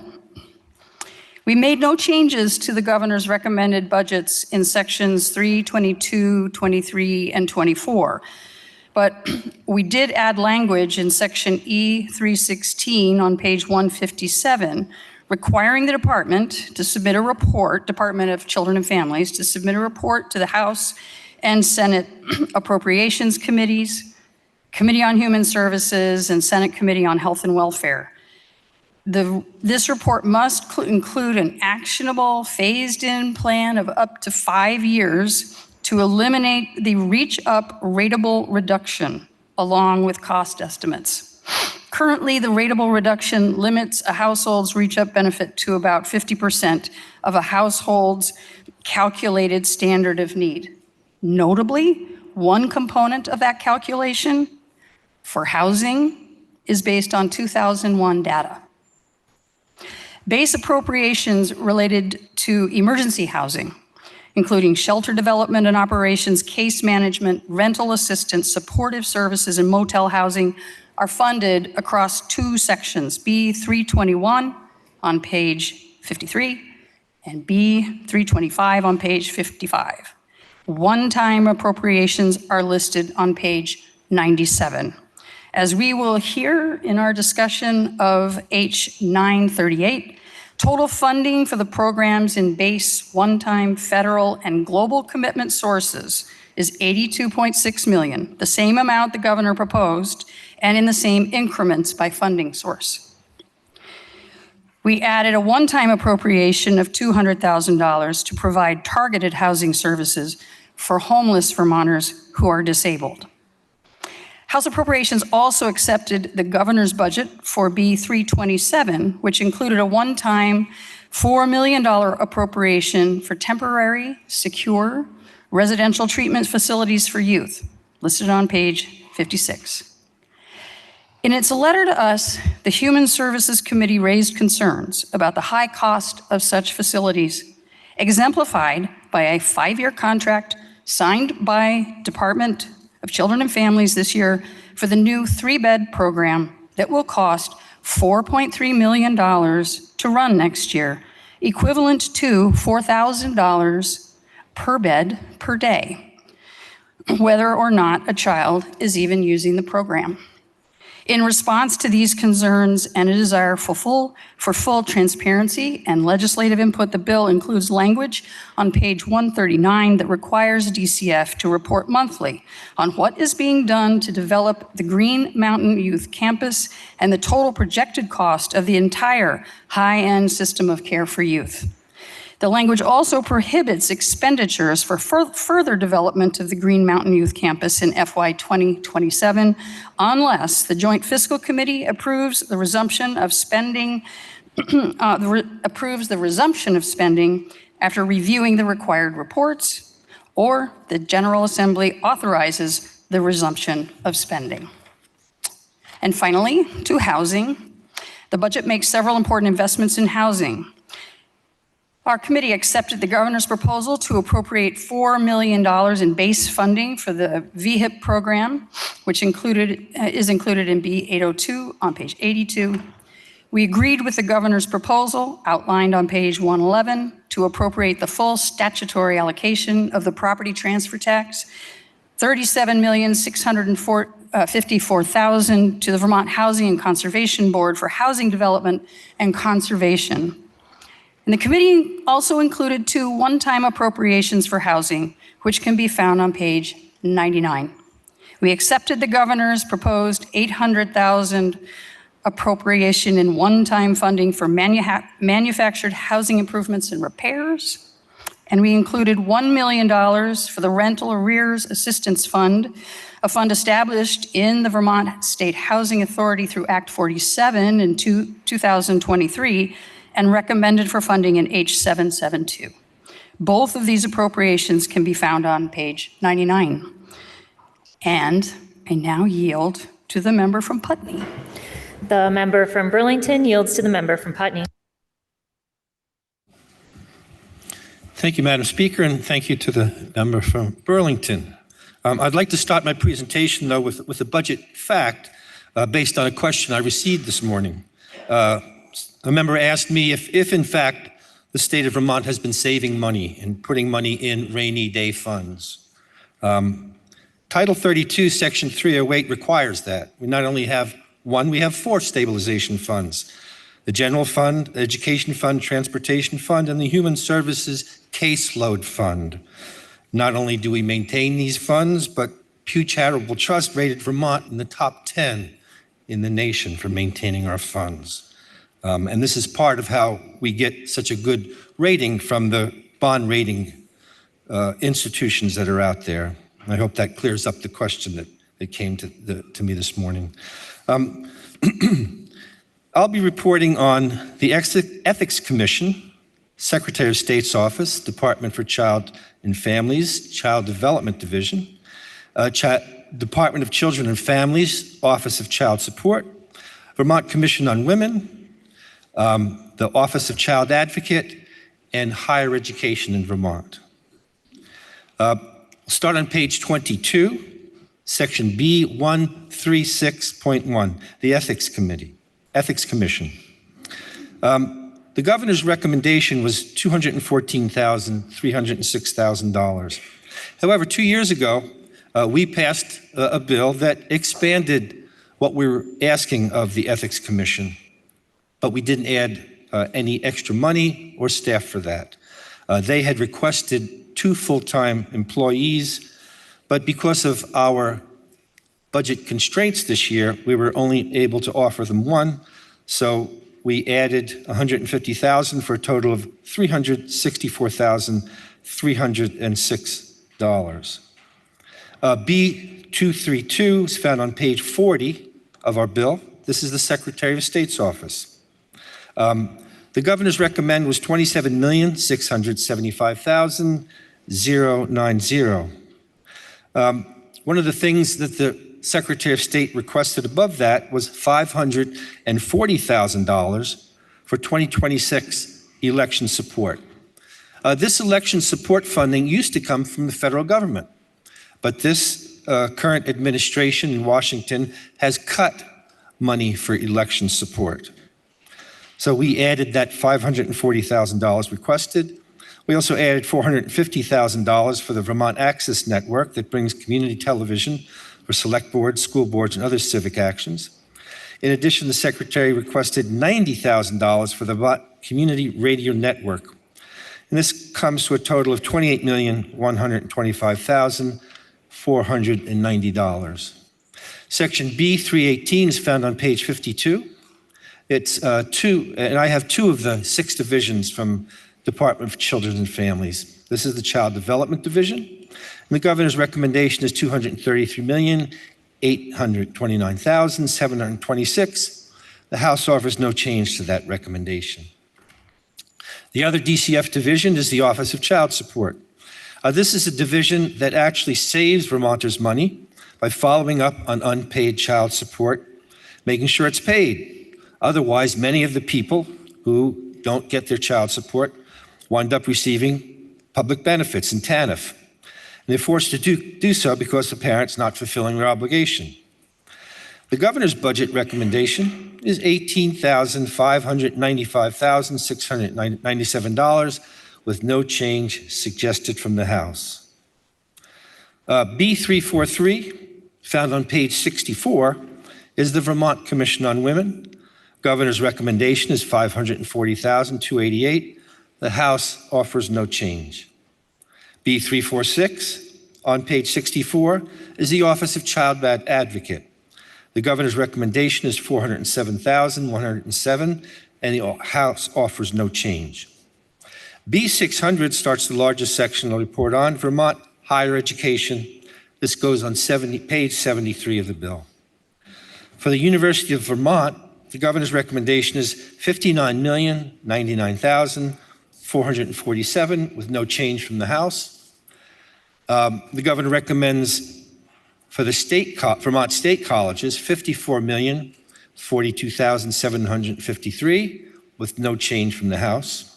Then there's section B603, Vermont State Colleges Allied Health Plan, $1,806,000, no change. B605 is VSAC, Vermont Student Assistance Corporation, with $27,897,494, no change from the House. B605.1 is the Flexible Pathways Stipends, $82,450,000 with no change. And then B606 is the New England Higher Education Compact, $86,520 with no change. The total for higher ed, $143,014,660 with no change. I wanted to add that with the $20 million that we were able to address additional requests, we were able to add $320,000 for the VSAC Freedom and Unity Scholarships. Now at this point, I'd like to yield to the member from East Burke. The member from Putney yields to the member from Burke. Thank you, Madam Speaker. I'll primarily focus on top-level highlights of my budget sections, which include the Department of Public Safety or Public Service, Public Utilities Commission, Vermont Community Broadband, Education, and the Agency of Transportation. I'll be referring to the pages of the 179-page bill itself, and we'll go through the basic agency and department budgets found at the beginning of the bill and reference language pieces and sections that I'll note afterwards. The public service, the Department of Public Service budget is found on page 40 and 41. They have an appropriation of $32.8 million there. These include typical increases for salary, benefits, fee for space, IT, and other areas. There is there's no change here from the governor's recommended budget, and their budget was accepted by the committee. On page 41, the Vermont Community Broadband, their fund total is $46.2 million. Please know, members, that 94% of their budget is funded by federal grants. The remainder, the small amount remaining, is funded by state funds. There was no change from the governor's recommended budget, and it was accepted by the committee. Of note, this year, however, here, early on this last year, in October 2025, is the recent Broadband Equity Access and Deployment Program BEAD Award of $93 million that had been denied in October of last year, then subsequently appealed by the state with a positive result. That allows their work to continue along the way to provide construction of high-speed internet that includes installation of satellite where practical. Their interactive website continues to advance, and updates are provided there regarding miles completed across the state, and we encourage the members to please reference that. The Public Utilities Commission, their budget can be found on pages 41 to 42, B234. Their appropriation of $5.2 million here also has the typical increases for salaries, and we accepted the governor's recommended budget. One brief note to add, and this was referenced earlier this session here, that Public Utilities will be moving to drafting their periodic telecommunications plan every 5 years instead of every 3 years. This will provide a bit of relief here for the staff of the commission, and over the long term will result in significant savings here for the state. Each one of those telecommunications plans typically runs around $500,000 to complete. The Agency of Education, their sections B501 to B515 can be found starting on page 66 and extend to page 73. Their total general fund for general education in total this year was $3.02 billion. That's $3 billion. I'll give the entire direct specific amount here. So $3,028,332,352. That is the total of their general education total funds here for this year. Of note here, the budget primarily follows the governor's recommend in all areas as noted in those sections. I will note that there was one net technical change as referenced by the member from Morrisville here earlier here, moving some funds here out of outdoor education here to DEVA. Some other notable adjustments is included on pages 104 to 106, section C. If you take a look at that in the budget itself, there was a total of $2,865,000 here to be spread across specific years to allow the agency to continue their education transformation work, with $1,452,500 to award transition grants to school districts and CSIS to work required to transition to future new governance and administration. This represents part of their reorganization here this past year to carry out their responsibilities.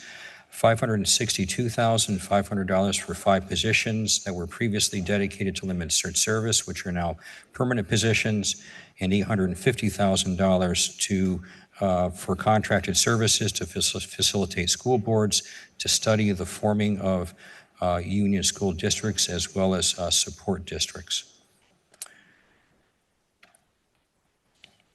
Other funding, as noted in the budget summary, which many of you picked up here yesterday, there was $182,000 to the Agency of Education for the Child and Adult Care Food Program, a USDA grant to provide reimbursement for nutritious meals for eligible children and adults in non-residential care settings.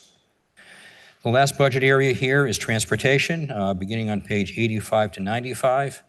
The Agency of Transportation comprises 22 budget areas. You can see those listed here, specifically in the web report, may be helpful for all. The committee accepted the proposed budget for all budget areas for a total of $934 million, $934,702,973 to be reported today, later on by the Transportation Committee. And as a reminder, more than 50% of their budget comes from the federal government here. And there is one piece here in section E. It's on page 178, the second to last page of the big bill here. There was just a little bit of an adjustment here in some language. Please, as a reminder from last year's budget, there was a change in language referencing that no transportation funds shall be appropriated for the support of government other than for the agency here. And that language is a little bit different here this year. It does start off with the same verbiage here I just referenced. No transportation fund shall be appropriated for the support of government other than the agency, the board, Transportation Pay Act funds, construction of transportation capital facilities, transportation debt service, the purchase of, this is the new language here, the purchase of level 1 and level 2 electric vehicle supply equipment, charging ports by the Department of Housing and Community Development for the purposes provided in 23 VSA 361, and the operation of information centers by the Department of Buildings and General Services. And now, Madam Speaker, I'd like to yield to the member from Middlebury. The member from Burke yields to the member from Middlebury. Madam Speaker, the vote on this bill was a unanimous 11-0-0. We also have an amendment to report, so I will address additional sections of the budget at that time. So now for the Committee on Ways and Means, member from Brattleboro. Madam Speaker, your Committee on Ways and Means began this legislative session with the Committee on Appropriations, identifying together how much revenue was available, the future revenue challenges we have before us as a result of federal action, and the really remarkably tough situation our Appropriations Committee was in, given all of the needs throughout our state and for our people. Your Ways and Means Committee reviewed this year's budget when it was referred to us.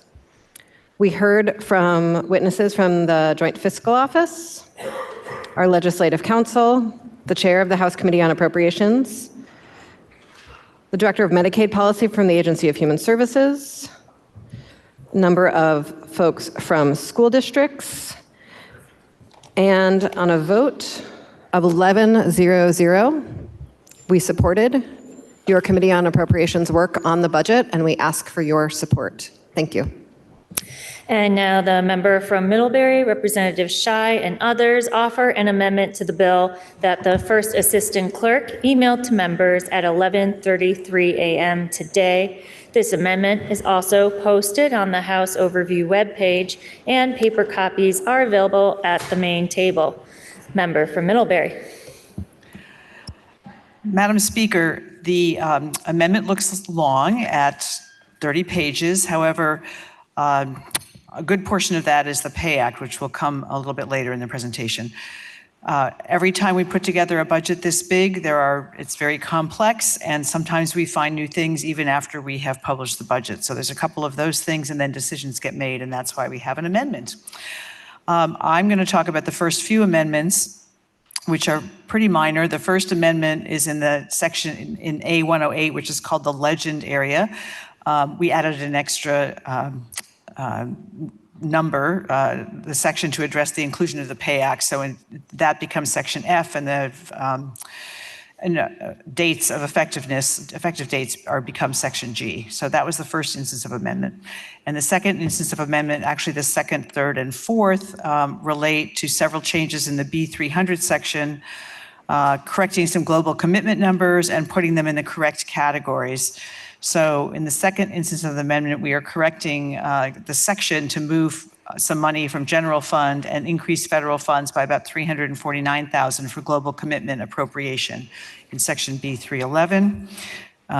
So this is related to the AHEC global commitment payments, where we got the right number. In the third instance of amendment in section B311, again, we are correcting the section to increase global commitment by just over 601,000 to correct the changes in B301, again, AHEC and global commitment number corrections.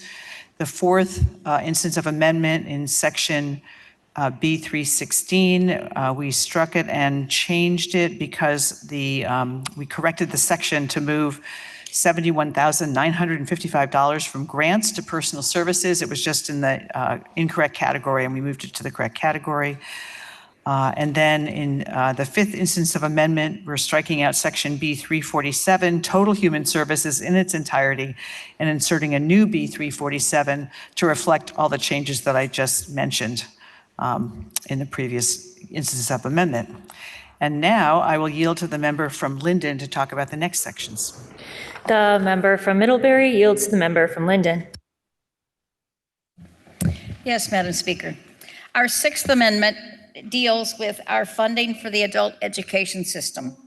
You will perhaps remember from last year's budget, there was a section in the budget that asked the various providers of adult education services to work with we asked the Agency of Administration to work with the various providers to come to an agreement on how the established funding for adult education funding should be divided among the various providers around the state.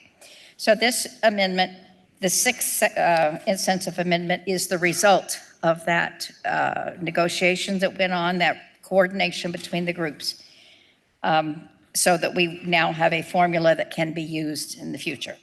So section, the first one, section 504.2, simply redefines, or it does not refine, it reconfirms the definition of a local education provider, the statewide AEL count, the statewide AEL student hours, and that an annual appropriation is to be made. And then it goes on to describe that in 2029, the formula shall be of the total amount that is appropriated from the whole, from the education fund and the general fund. Of that amount, $80,000 will go to each county, and then the remaining amount will be divided according to the number of students that are served in each county. And that it defines the providers in each county. It doesn't provide the exact providers, but there is a provider for each county. And then section,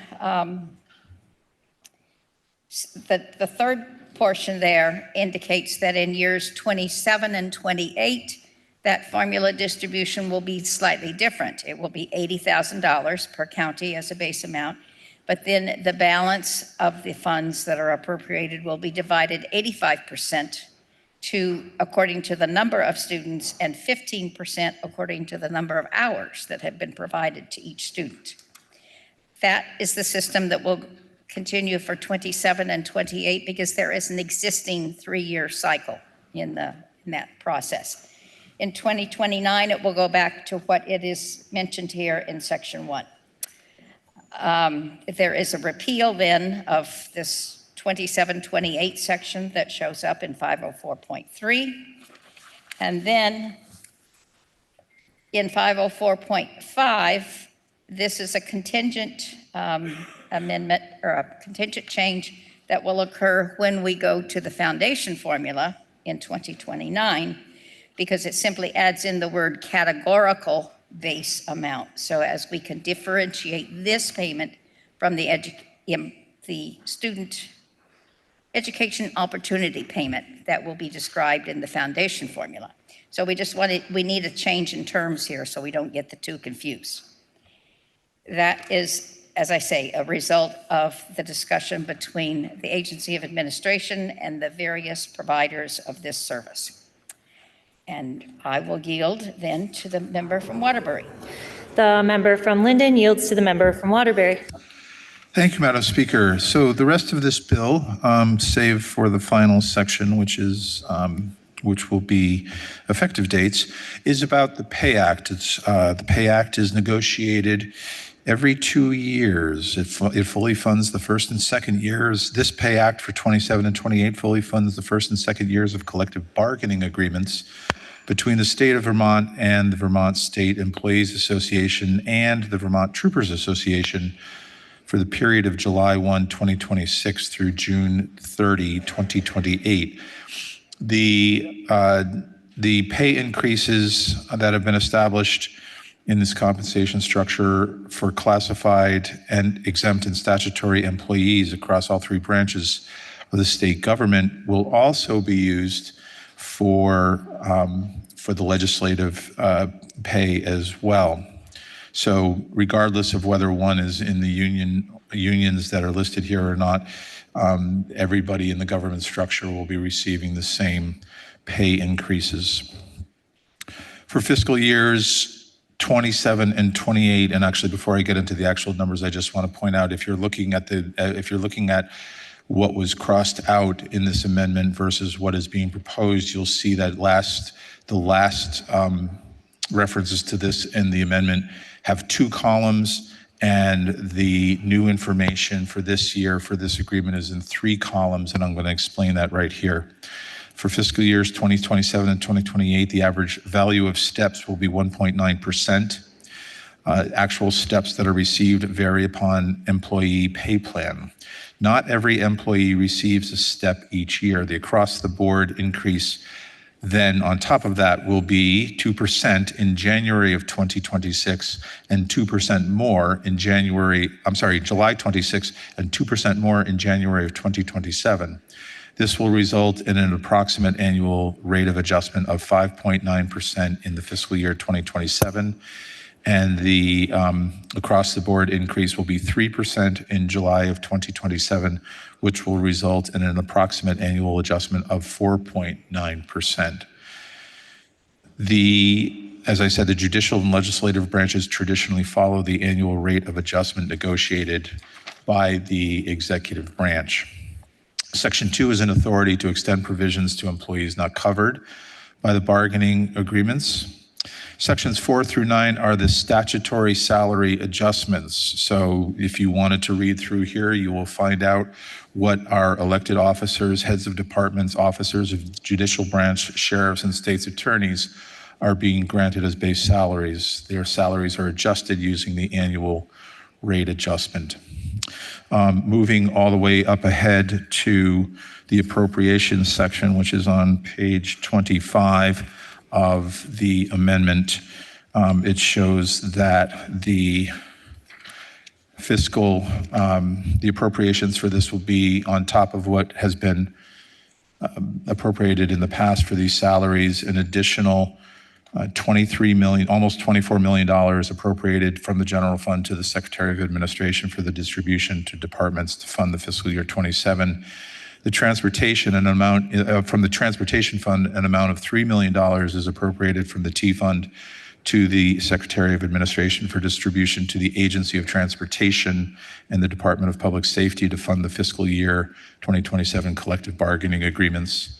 And then other funds may be found to fund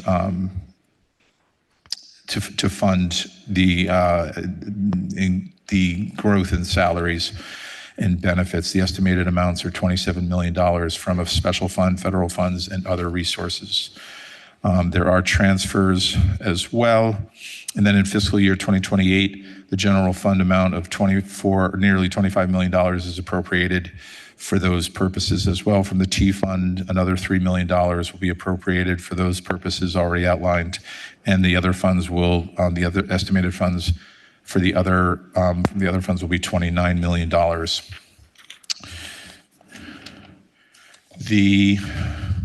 That's going to take us, there are specialties, there are special elements throughout. The Chief Justice of the Supreme Court may extend the provisions of the judiciary's collective bargaining agreement to judiciary employees who are not covered. And in fiscal year 2027, the first year of the 2-year agreements for the judicial bargaining unit for the period July 1, 2026 through June 30th, 2027, in salary increases for employees in the judicial branch not covered by the bargaining agreements shall be funded in the amount of $3,800,000 from the general fund and $277,000 from other sources to the judiciary.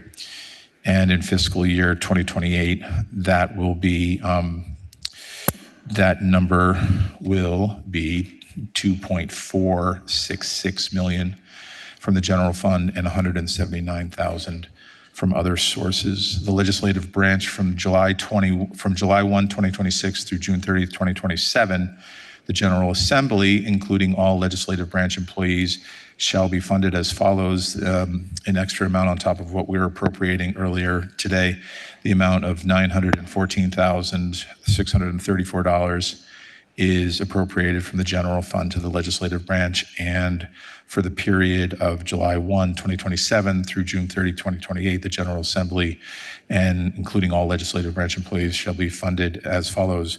The amount of $778,939 is appropriated from the general fund to the legislative branch, and that's the increase in the base that matches the 5.9% the first year and the 4.9% in the second year. Madam Speaker, I would like to yield back to the member from Middlebury. The member from Waterbury yields to the member from Middlebury. Madam Speaker, finally in this amendment, we have Section G, which are the effective dates. All of Section C, which relates to the current year FY26 budget, is effective on passage of the bill. In addition, 3 sections of the adult education language also become effective on passage. A number of sections related to the transfer of school-based Medicaid services administration will take effect on October 1st, 2026, when implementation of the program begins. And then a second section of the final section of the Medicaid school-based fund, E307.4, which reduces the amount of school-based Medicaid reimbursement fund for the Agency of Education from 25% to 20%, takes effect on July 1st, 2027. And there is a section E923 related to the T fund, which also takes effect on this date. All other sections shall take effect on July 1st, 2026, except for a previously mentioned section of Adult Ed 504.5 that only becomes effective if the contingencies in Act 73 related to the foundation formula occur. So that is the report of the House Appropriations Committee for the FY27 budget.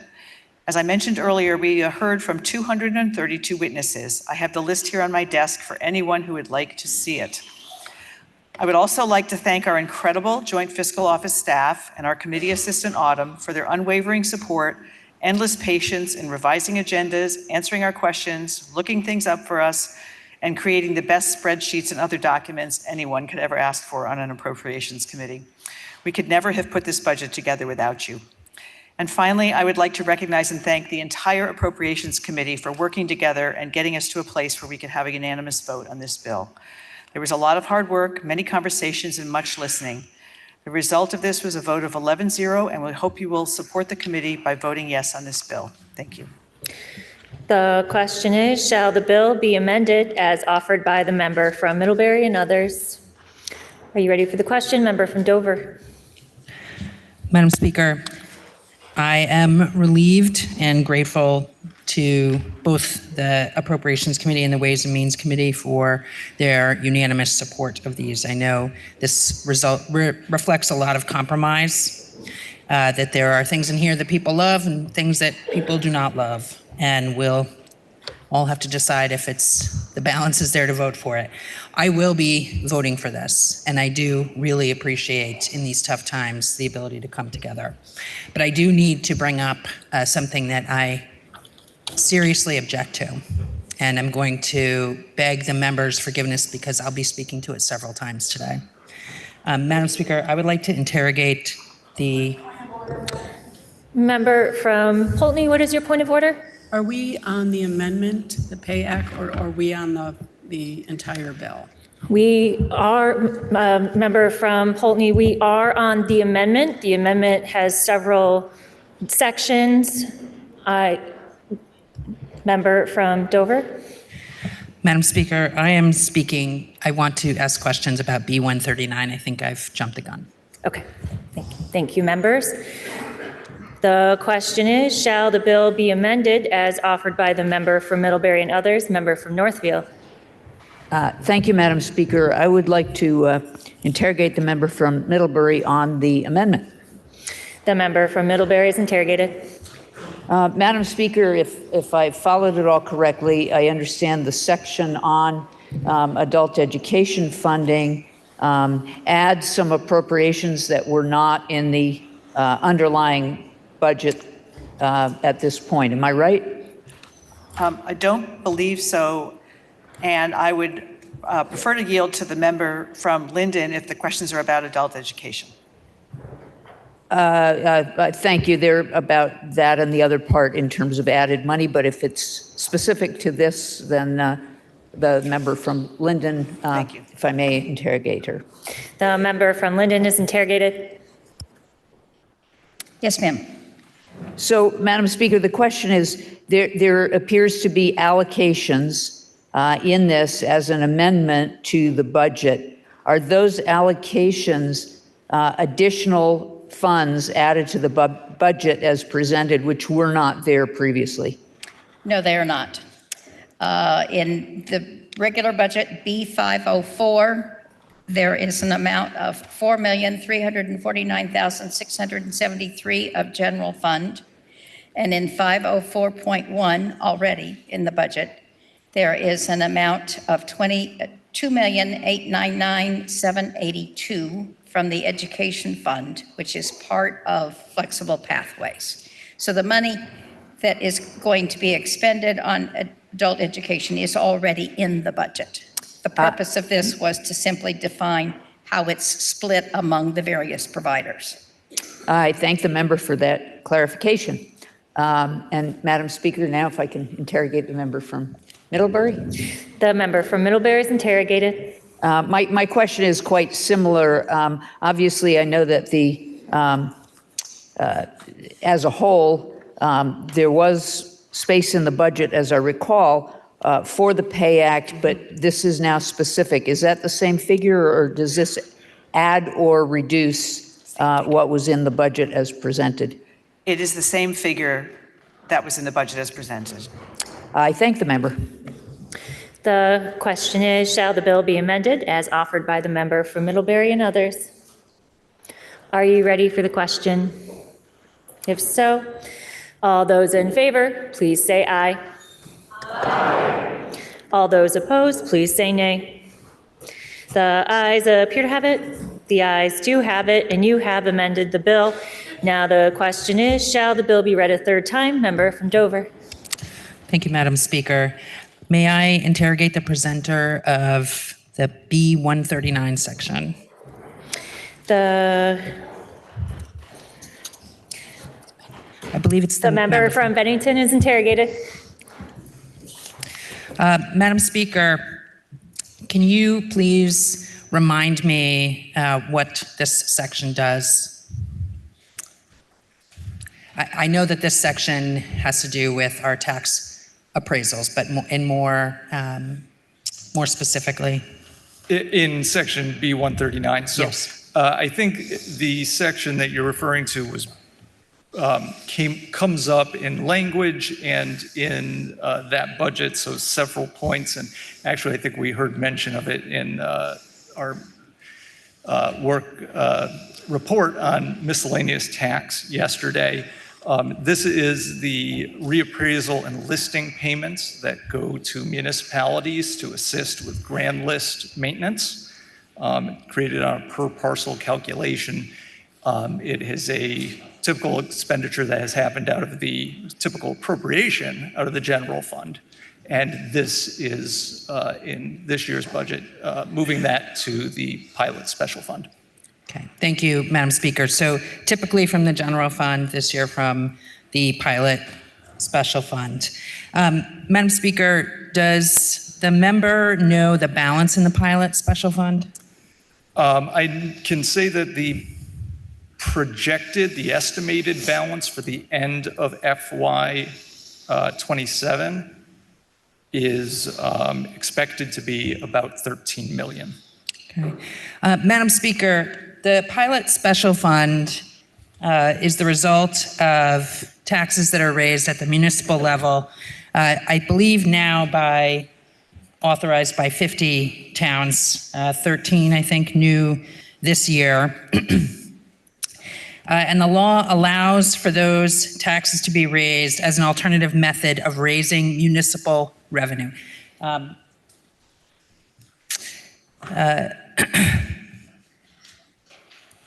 Sorry, Madam Speaker. I want to make sure that I still have a question for the member, which I believe that I do. So the rationale is an alternative method of raising municipal revenues. All four of my towns have elected to tax themselves in this way. And in large part, that's the pressure on the property tax, which makes it really challenging for municipalities to raise revenue for other needs that they have in the town. Did the Appropriations Committee take any testimony from municipalities about using these funds or from the Vermont League of Cities and Towns? We did not. Madam Speaker, was this the recommend from the administration? Yes, this was included in the governor's proposed budget. Including utilizing the pilot funds? Yes, it was. And Madam Speaker, did the Appropriations Committee take any testimony from the administration about the rationale for using these funds? There was a conversation when the budget was presented from the administration around this, and further conversation within our committee. I think a lot of those focused on ensuring appropriate use. Obviously, there's a policy decision on what somebody considers appropriate use, but for our purposes, I think the conversation focused on the fact that pilot funds should be used in appropriations that serve municipalities. And probably the only other piece of that conversation was a focus on ensuring the long-term health of the pilot special fund. Madam Speaker, thank you. That's the end of my questions. But I do want to say that these funds, the pilot special funds, are that surplus is growing every year. And I think as we've talked a bit about the pressure on the property tax, we are seeing more and more towns elect to tax themselves in this way. Having had to help convince my taxpayers of the necessity to do this, taxpayers they want to know where these funds are going. It's not just where we get to keep a portion. They want to know what's happening with the portion that is coming to the state. And for members that don't know, right now, the towns are able to keep 75% of what's collected, and 25% goes into this pilot special fund, which is to pay payment in lieu of taxes for state buildings. And so that is an appropriation that is going out to towns. This is not an appropriation that is going out to towns. Madam Speaker, I strenuously object to the administration and the legislature taking money out of these funds, and I intend to vigorously contest that throughout the rest of the session. My communities would like that money returned to them, or returned in the form of appropriations to Vermont municipalities. Again, I am going to support the budget, and I really do appreciate how much collaboration has happened. Thank you. The question is, shall the bill be read a third time? Member from Northfield. Thank you, Madam Speaker. I had just two questions and then one comment I wanted to make. My comment is considerably shortened by the excellent comments by the member from Dover, which was the same topic that has given rise to great concern to me and to one of my towns who recently voted for and began to use a local options tax.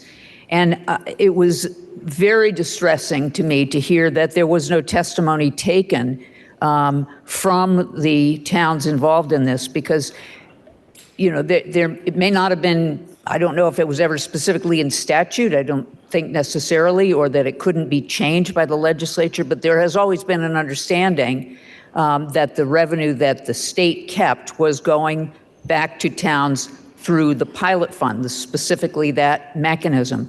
And if we're going to change that, change the use because there isn't a need for the full use, and we're going to change that and not return it to the towns, the towns really feel they should have been asked or involved in that discussion, whether that was the most appropriate alternative use if it wasn't going to be returned. And I think it's a problem that the money is being diverted elsewhere, but it goes beyond just being a problem. I think it's deeply problematic that there would be no discussion with the towns whose money is involved in this and where that's going to be going. So I join fully in what the member from Dover just said. I did have two questions just for clarification on the larger budget itself. If I may inquire of the member from Middlebury. The member from Middlebury is interrogated. The first one is right in the beginning of the member's presentation. She gave some statistics in terms of percent changes. Those were numbers I had been looking for and hadn't been able to find in any of the documents. And I'm wondering, because it was pretty fast, I didn't jot everything down, if they could be repeated or maybe a written document that members can have so that we know those percentage changes in the general fund and the total represented by the budget. Yes, certainly, Madam Speaker. I just did the math and made notes on the highlight sheet.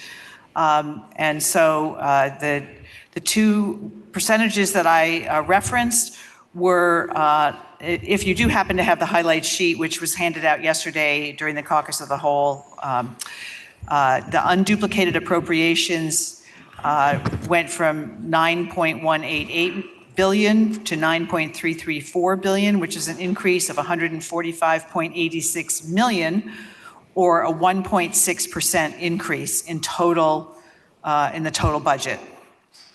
So that was one of the numbers that I quoted. The other one was general fund increase. In the FY26, as adjusted by the Budget Adjustment Act, there were $2.498 billion in general fund.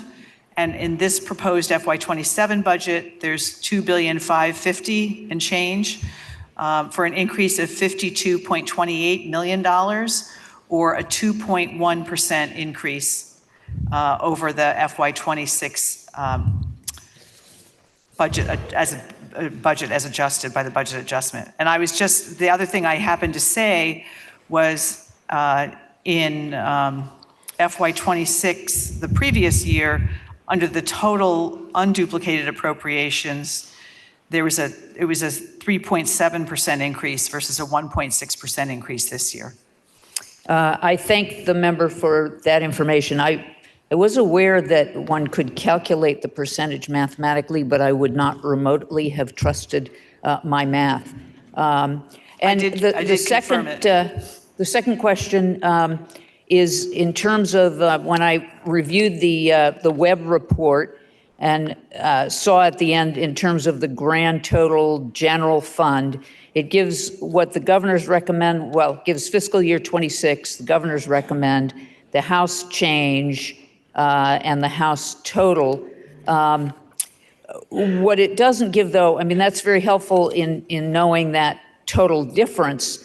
But what it doesn't tell us is in that change, what was the total number of new expenditures the House is proposing in contrast to whatever number of items were reduced from the governor's proposal. So the 17 million, in other words, could be because there's 20 million in new costs and 3 million in removing something that was in the governor's proposal. Is there an identification that I can find of those numbers? if that was clear. Sorry. I'm not sure we have a spreadsheet for that particular question. In general, I mean, this has, these numbers also include bills that are potentially coming. It also includes the transportation fund and the education fund. So it's a little hard, I can't break it out by just the budget exclusive of all of those things very easily without talking to JFO and seeing if that's even possible. But this, you can see on the very last page of the web report, all the different funds. By and large, we, from a general fund standpoint, we accepted virtually everything that the governor proposed in his budget. We added, we were able to find, we had about $10 million in additional revenue. I'm kind of rounding here. So that would be base. And we had about 9.5 million, more or less, in one time, which was not in the governor's budget. So, Madam Speaker, so yeah, we're in the ballpark of the 17.6 million with those two. So based on additional revenue or one time, that basically reflects what was added to the budget. There wasn't anything that was added further, but was offset by removing something in the governor's budget. From a general fund standpoint, that would be correct. Thank you very much, Madam Speaker. That was what I was trying to sort out. Okay. So the question is, shall the bill be read a third time? Member from Rutland City. Thank you, Madam Speaker.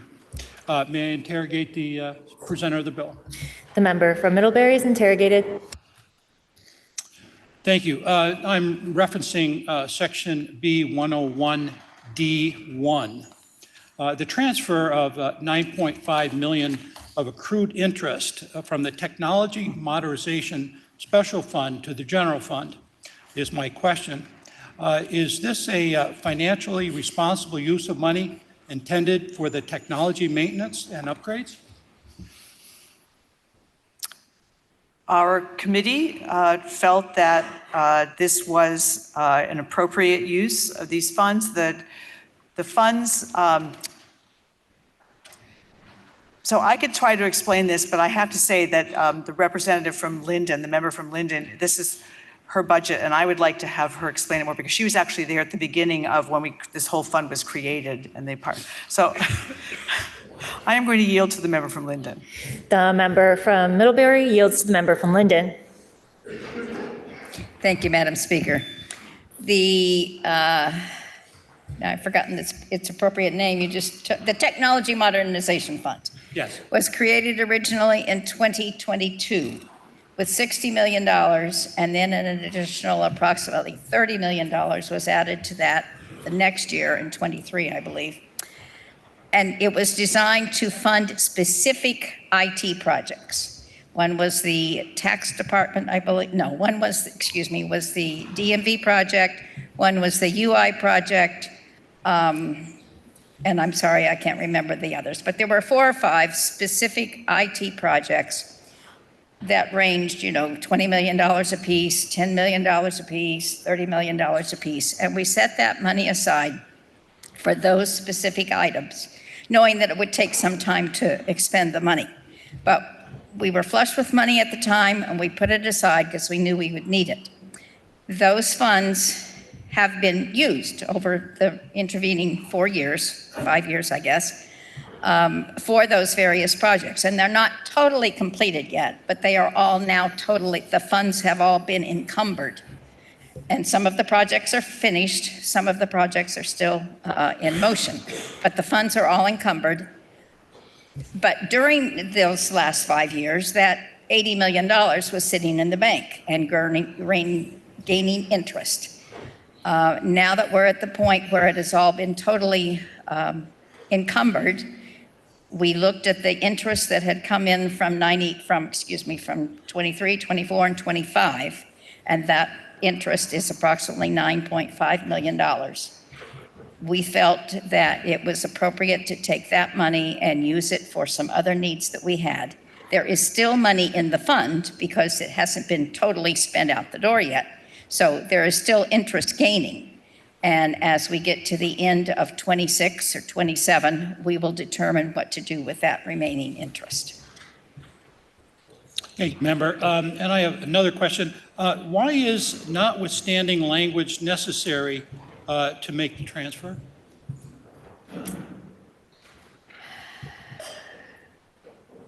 I don't know. I'm not sure what the original language was that requires the notwithstanding. I would need to ask someone from JFO if we could take a minute. The House will stand in a brief recess.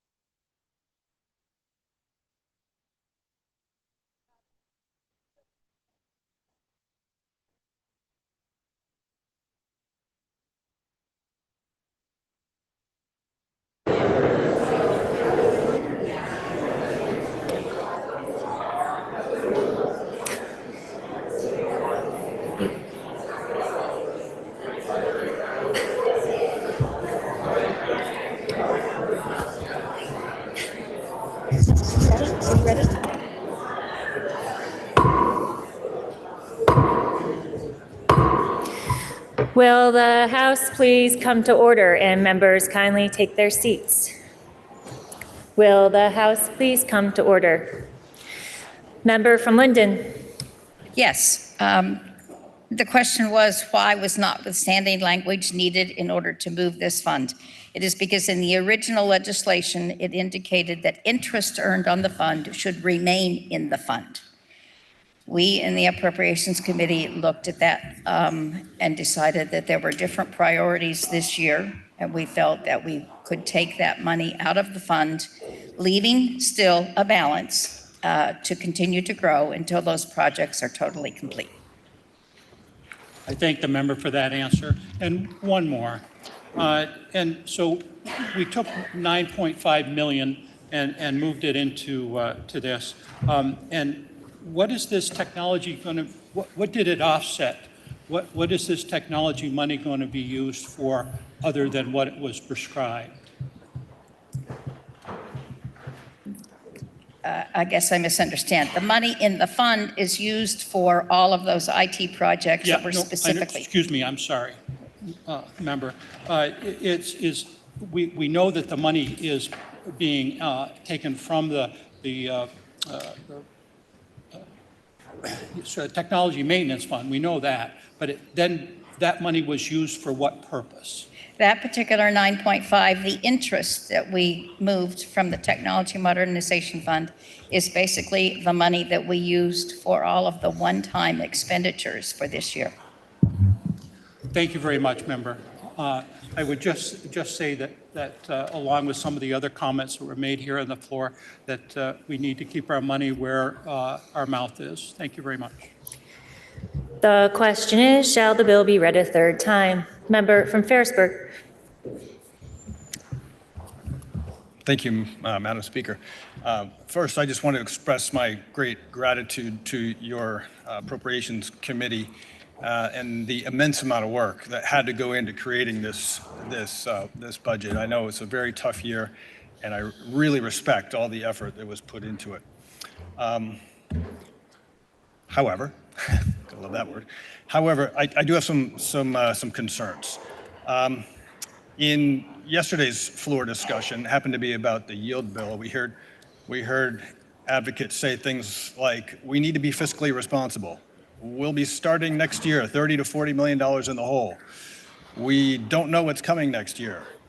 And so if those were all true yesterday about saving money this year or not spending more money this year, even though in that case it directly aided Vermonters by lowering their property taxes, how can we then today turn around the very next day and promote spending even 1 penny more than the budget that the governor offered to us, much less over $16 million more? Yeah, I've heard it said that regarding next year's economy or the coming economy, narrow sources of economic strength will render the economy highly vulnerable to downside risk from external shocks. So given that, I just have a few questions that I would like to ask the presenter of the bill. Madam Speaker, may I interrogate the member from Middlebury? The member from Middlebury is interrogated.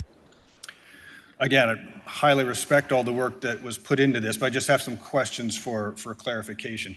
So given that it looks like we're starting, and these are just estimates, $30 or $40 million in the hole, did the committee discuss what the revenue outlook looks like for FY27 and also like even into FY28?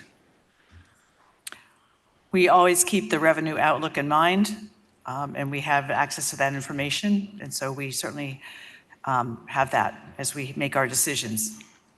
And kind of what was the result of that discussion? Did it raise some concerns? That's why we did not. We really were very careful in choosing what we were going to fund this year. That's why we used a lot of one-time money, and we were very clear with people that one time is one time and not ongoing money. So we really were working to both use our money wisely and also support Vermonters who have a lot of great needs. And we aren't getting the help that we have gotten in the past from Washington and federal funds. So we really have to think about who is hurting in Vermont and how can we minimize harm to Vermonters with the limited amount of funds that we have. Yeah, thank you. I remember I have a few more questions, but I really do appreciate that level of concern that was applied there. But given that we're looking at and in fact, the January E board forecast indicated a general fund revenue downgrade. Given that, why would we actually propose a $7 million increase in the base funding that's going to carry on not only from 27, but into 28 and beyond?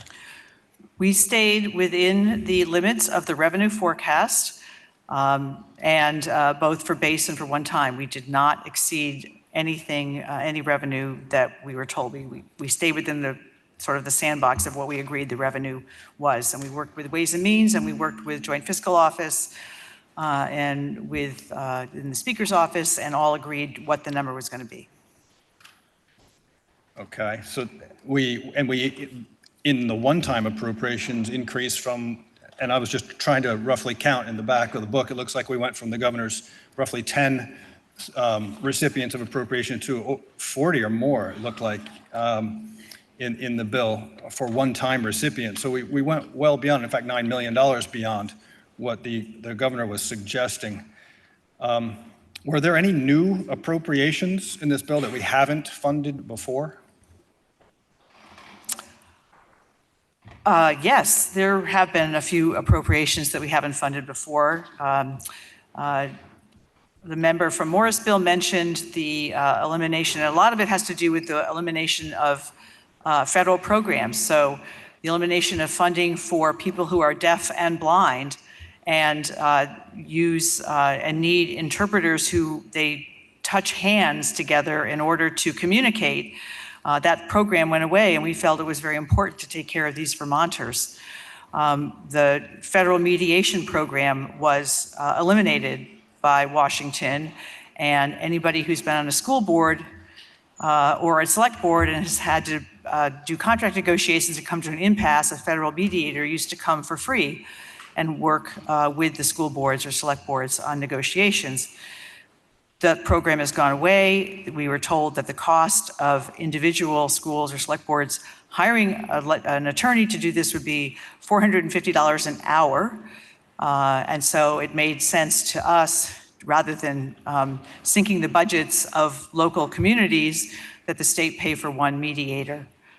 So that's a new program. So those are a couple of examples. Okay, yeah, thank you for those, and I do understand the importance of those.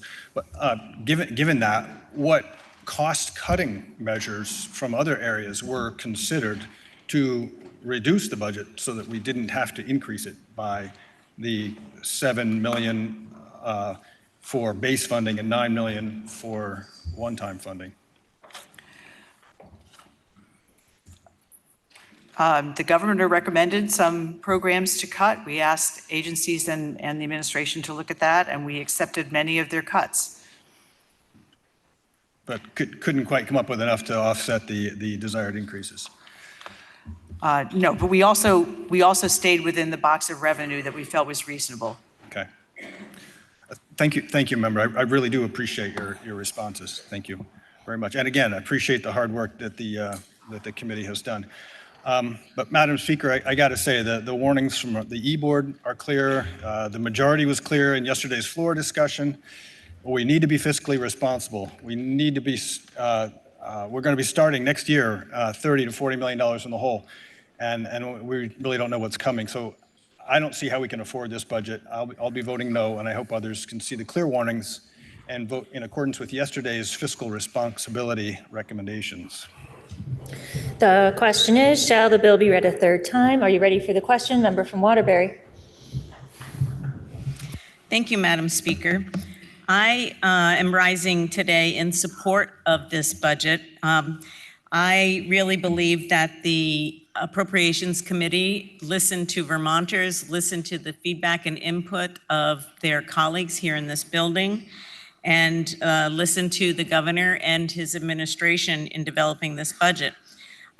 In particular, I just want to call out the balancing act that they did in achieving some support for some of the Vermonters in our state who most need that support.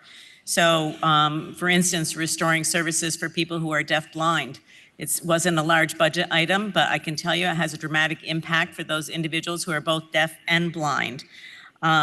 Restoring dollars for residential care home providers, people needing long-term care in our state. As we all know, that is a need here. Fully funding childcare for young families and supporting parent-child centers and other community partners. Food support for older Vermonters and people with disabilities. This was a balancing act all the way through, and I believe that our House Appropriations Committee has achieved that balance, and I fully intend to support this bill and hope that others do as well. The question is, shall the bill be read a third time? Are you ready for the question? Member from Milton. Madam Speaker, may I read a statement? You may. While I recognize the hard work of the Appropriations Committee, I know I can see as an outsider cuts that can be made. I truly believe no matter what political party we belong to, I believe we can sharpen our pencils to bring a more affordable budget to our Vermonters that depend on us. I know I will be a firm no till we can bring something that people can afford. Are you ready for the question? Member from Burlington. Madam Speaker, may I interrogate the member of Appropriations responsible for reporting on the salary of the administration? The member from Waterbury is interrogated. Madam Speaker, can you share a little bit about the testimony the committee heard about why Vermont, the second smallest state, has one of the highest paid governors in the United States? No, we did not receive testimony on that. This was document that came to us in its finished form as a result of negotiations between the executive branch and the VSEA and the state troopers for their pay act, and those increases are automatically applied to the salaries of the people who are listed in this amendment, starting with the elected officers and going down to the judiciary, sheriffs, et cetera. Madam Speaker, am I hearing that the governor and his administration, who are responsible for negotiating contracts with state employees, receive the same deal that they make with the employees? The negotiated increases that are mentioned in this document are applied to all the branches of government, with some exceptions, but the executive branch would receive those as well. Some of the lesser positions or more appointed positions have different flexibilities perhaps, but this is just an automatic adjustment to the salaries that exist. So, Madam Speaker, does the governor and the administration, are they held to any kind of evaluation process when being given a raise? Or do they get an automatic raise based on the outcome of negotiations in which they're in control? I'm not aware of any human resource-based evaluation of their work. That must be nice. Thank you, member. Madam Speaker, there's a lot of good things and important things in the budget, but if I vote yes, I have to do so once again with this statement of protest that every year that I've been here, I've heard a governor come into this room and shame me and tell me that I'm asking Vermonters to live outside of, that they need to live within their means, and we need to, cut this and cut that. And I have never heard the governor and his administration offer to not get a raise.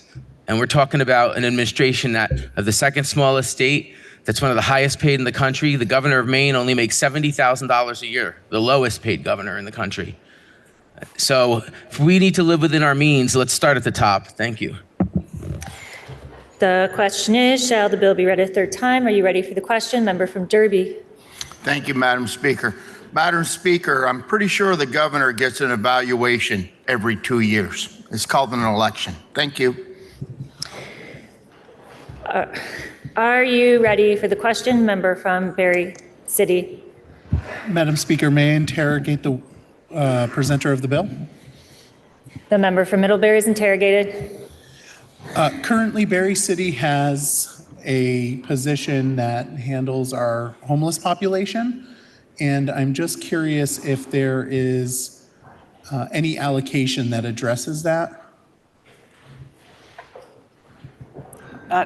Could you explain that a little further? Were you expecting the state budget to pay for a position in the city of Barry? I'm a little confused.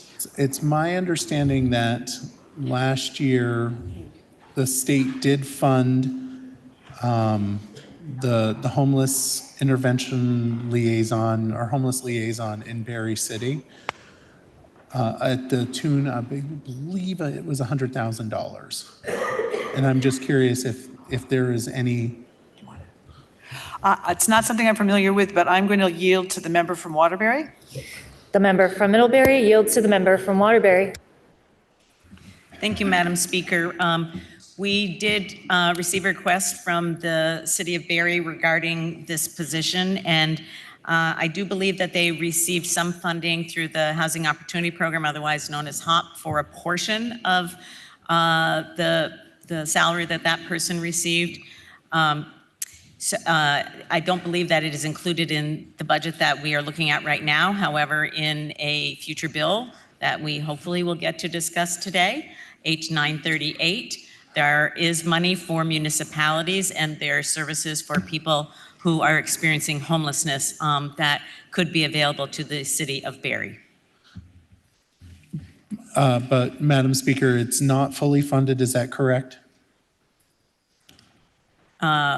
Madam Speaker, I don't understand the question. It's not fully funded at the $100,000 that was funded last year, is that correct? I don't know the precise dollar amount that was funded last year. I'm not sure if the Department for Children and Families through the HOP program, whether they funded the entire position or a portion of that position, not being in the decision-making authority for the department. Okay. Thank you, Madam Speaker. I appreciate that. The question is, shall the bill be read a third time? Member from Essex. Madam Speaker, I rise in support of this budget. Much like the member from Waterbury indicated, your House Healthcare heard from dozens and dozens and dozens of advocates, state agencies, providers, regular Vermonters. The needs are so great.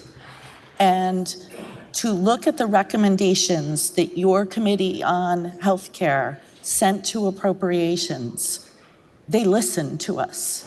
They prioritized the needs of Vermonters. This budget supports the visiting nurse associations. Those are the nurses who care for Vermonters in their homes when home care is best clinical practice. Strengthening home health services also helps preserve capacity in skilled nursing facilities and hospital inpatient settings, which are full, and it saves them for those who truly need that higher level of care. The budget also invests in our free and referral clinics and bridges to health.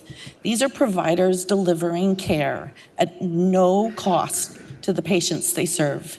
And without these organizations, Vermonters who have lost insurance or who face high deductible plans that they can't even afford to use would delay needed care or turn to our already overstretched emergency departments. This funding literally keeps the lights on for these clinics. And finally, the budget invests in our designated agencies and special service agencies, the organizations that serve some of our most vulnerable Vermonters every day. I believe that a budget is a reflection of your values. This budget is a reflection of my values because I value the health of Vermonters, and I hope everyone else will support this as much as I do. The question is, shall the bill be read a third time? Are you ready for the question? Member from Poultney. Madam Speaker, we have heard many times about the precarious financial landscape we face. First, when we gathered for the legislative briefing in December. Prior to that briefing, we received a letter from the Chair and Vice Chair of Appropriations warning us that this year was going to be different. Next, when the Emergency Board met in January, again, multiple times in House Appropriations prior to markup, and just yesterday when we debated the yield bill. It appears everyone in this chamber got the memo, but it seems many were not listening. Certainly, the governor got the memo. Not that he needed it. He submitted to us a budget that met the needs of Vermonters, but also made some difficult decisions about what we could afford and what we would have to leave to another day. It prioritized because that is his job, and that is our job in this chamber as well. Just last night, the Chair of Appropriations stated we are looking at a $30 to $40 million deficit on next year's budget. The budget we have before us does not do that. It is an all of the above budget that reads more like a shopping list than a strategic document. It includes 40 one-time appropriations, more if other bills are counted. It raises our base by more than $7 million over the governor's proposal. All in, this document funds almost $20 million in additional appropriations. To do that, it raises a technology fund because, well, we all know our technology projects, as well as any other type of project, consistently comes in under budget, right? In the meantime, the Agency of Transportation made the difficult decision to RIF 35 employees, 35 Vermonters now without employment, in order to deal with the $30 million deficit the Transportation Fund faced. I want to acknowledge the hard and difficult work of our colleagues on House Appropriations. I believe there is not a committee that works harder or more tirelessly, but I cannot support a budget that ignores the fiscal reality we face, takes money from critical technology projects, and leaves all the difficult decisions for the Senate and the governor. We cannot continue to raise the base and use one-time funds Vermonters cannot afford. I will be voting no for almost 20 million reasons. And realizing that we are under time constraints today and we've got a lot on our plate for today, I will hold off a roll call until tomorrow. The question is, shall the bill be read a third time? Are you ready for the question? If so, all those in favor, please say aye. Aye. All those opposed, please say nay. Nay. The ayes appear to have it. The ayes do have it, and third reading is ordered. May I see House leadership up at the podium? The House will stand at ease.